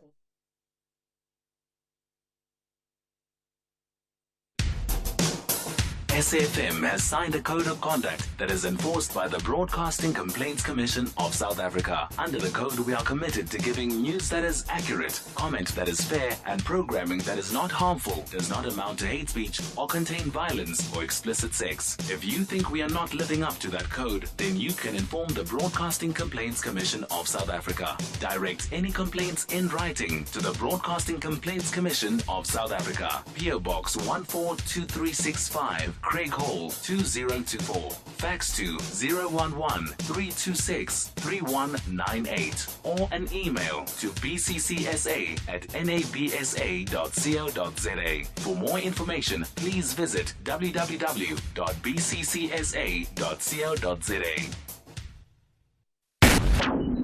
The only talk radio afternoon drive show that makes sense. Beyond the Headline with Aldrin Sampear, right here on SAfm.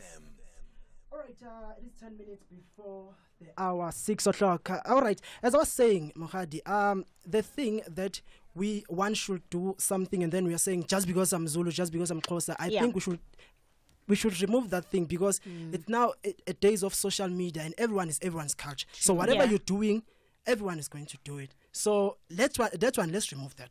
Just because Pearl is Zulu and Zulu people, they use that. Nah. No, but we're contradicting ourselves though. Because if you're saying, if you have children, you don't want other people to reprimand your kids, and you want to raise your kids the way you want to raise them, right?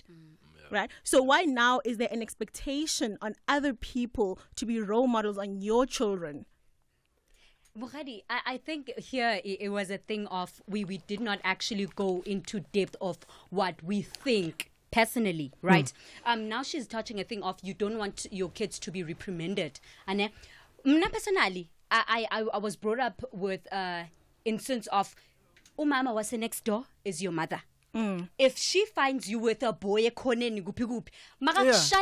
cannot come to me because of 1, 2, and 3. You see, it also goes with the ways we were grown, the ways we were taught, and all those kind of things. I think we actually playing this whole community situation, because it's actually not the case. Because where I come from, umama was next door akangifuni, for example. Shucks. You understand? But she's gonna play as if, hey, Spamandla, how you doing? You know? But she doesn't want the best for me.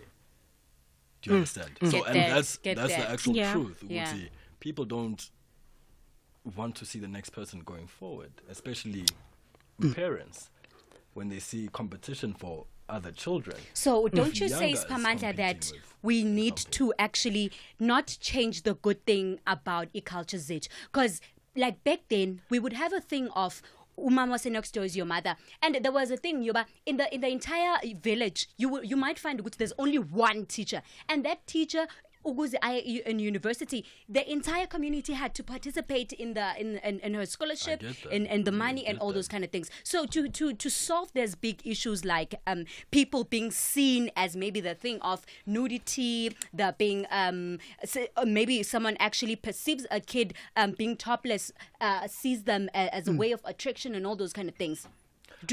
I think in essence we should stop playing community and actually be the community. How I think it starts there. Yeah. So once we are the community and we stop playing the community, I think a lot will change. With time. But I get you. But then I think even questions as such are gonna come up as we are the community, because we must find a common ground. That's what I'm saying. We have to find a common ground. We must not have other people pulling that side, others pulling that side. Exactly. And on the role model, I think once you are here, for example, you are here, you are live on cameras right now, you are live on SAfm. Yeah. Like it or not, you are now a role model. True. Someone is looking up to you. It's up to you what you want to do with that brand. Yeah. So if your brand, you take it now for like 30 years, being Mohadi, that we know. And then after 30 years, you change your brand. Obviously, the people who've grown with you are going to be like, what's happening? But that's why people are like, Peltusi, why? We've never seen you like that. For me, I have my own moral campus, right? Yeah. There is a way that I choose to dress my body. There is a way in which I am comfortable in dressing my body. And I don't feel like I should shame other people for how they choose to present themselves. And I do not want to use if I'm coming from a religion point of view, to use my religion to oppress other people and how they should present and dress. Because we should avoid shaming other people. I think for me that is the problem. Because right now we have... I think also a lot of this shaming comes from people who are really insecure themselves. You know, if they are unable to do what... I mean, it takes courage. Think about it. It takes so much courage to actually put yourself out there on a social platform in that manner. Yeah. And how many people can honestly do that? Yeah. And actually pull it off. Upal had a thing when she did that. She has nice boobs. Exactly. They are my very point. pretty. I'm like, I wish. That. I wish. So when you're saying that, people who I mean, we can only wish. Know what? So when you were saying that it's actually maybe people that are insecure and all those kind of things, I would want to believe that, because sometimes as women we're just in conflict with each other just for no reason, just because we can. You get what I'm saying? Umona. True. It's a big problem. Yeah, let's listen to one more voice note. Yes, it's true that an individual has the right to conduct their body as they see fit. I just want to touch on the culture issue. It's very important that we recognize that in this cultural construct, in times gone by, there were also mechanisms and stringent rules with effective ways to deal with any perpetrators of violence on others who were conducting themselves within the social construct. As it stands now, those systems are basically non-existent, as we see by the prosecution rates and the high rates of GBV. Secondly, the argument that persons who dress in a specific way are calling for violation is really not correct, and we should really have a social conversation around people who believe in such things. Interesting. Thank you for that. And just like that, our journey comes to an end. Yanga, any parting shots, or just on your experience of being here today? Yeah, it's said that now, me being a co-host of such a big show, it ends now, said. But on a serious note though, this is a very good opportunity, great experience, great exposure. And I'd like to thank the SAfm team, the people in the background, even not the producers and all those kind of things, but everyone that actually made this fair for us. Most importantly, all the teams that had taught us, the journey did not start now, but they had to take their time yesterday, teach us stuff and all those kind of things. And most importantly, Aldrin, thank you so much. I am very appreciative of what you've done for us, and I'm very much pleased. Thank you. Yeah, according to me, she has said it all. I would like to thank the team, SAfm team. But otherwise, bye.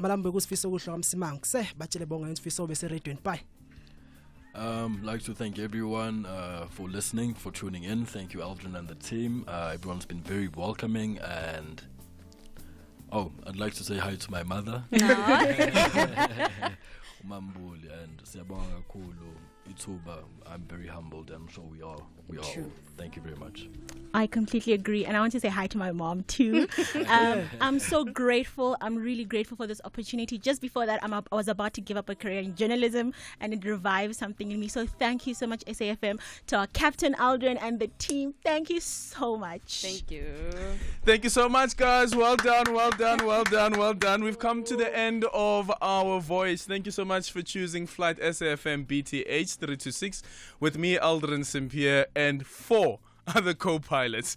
Playing in the background is Inchi Nenkani, Zoe Mudicha, and today we leave you with the words of the Migos, who once said, "We want our legacy to stand upon the youth. We want to give knowledge to the younger generation and be part of changing the game." And is it Nande Pagat is reading our credits this evening. Yeah, good afternoon, everyone. This is Kesh Namkasi. I want to thank this wonderful team of Beyond the Headlines.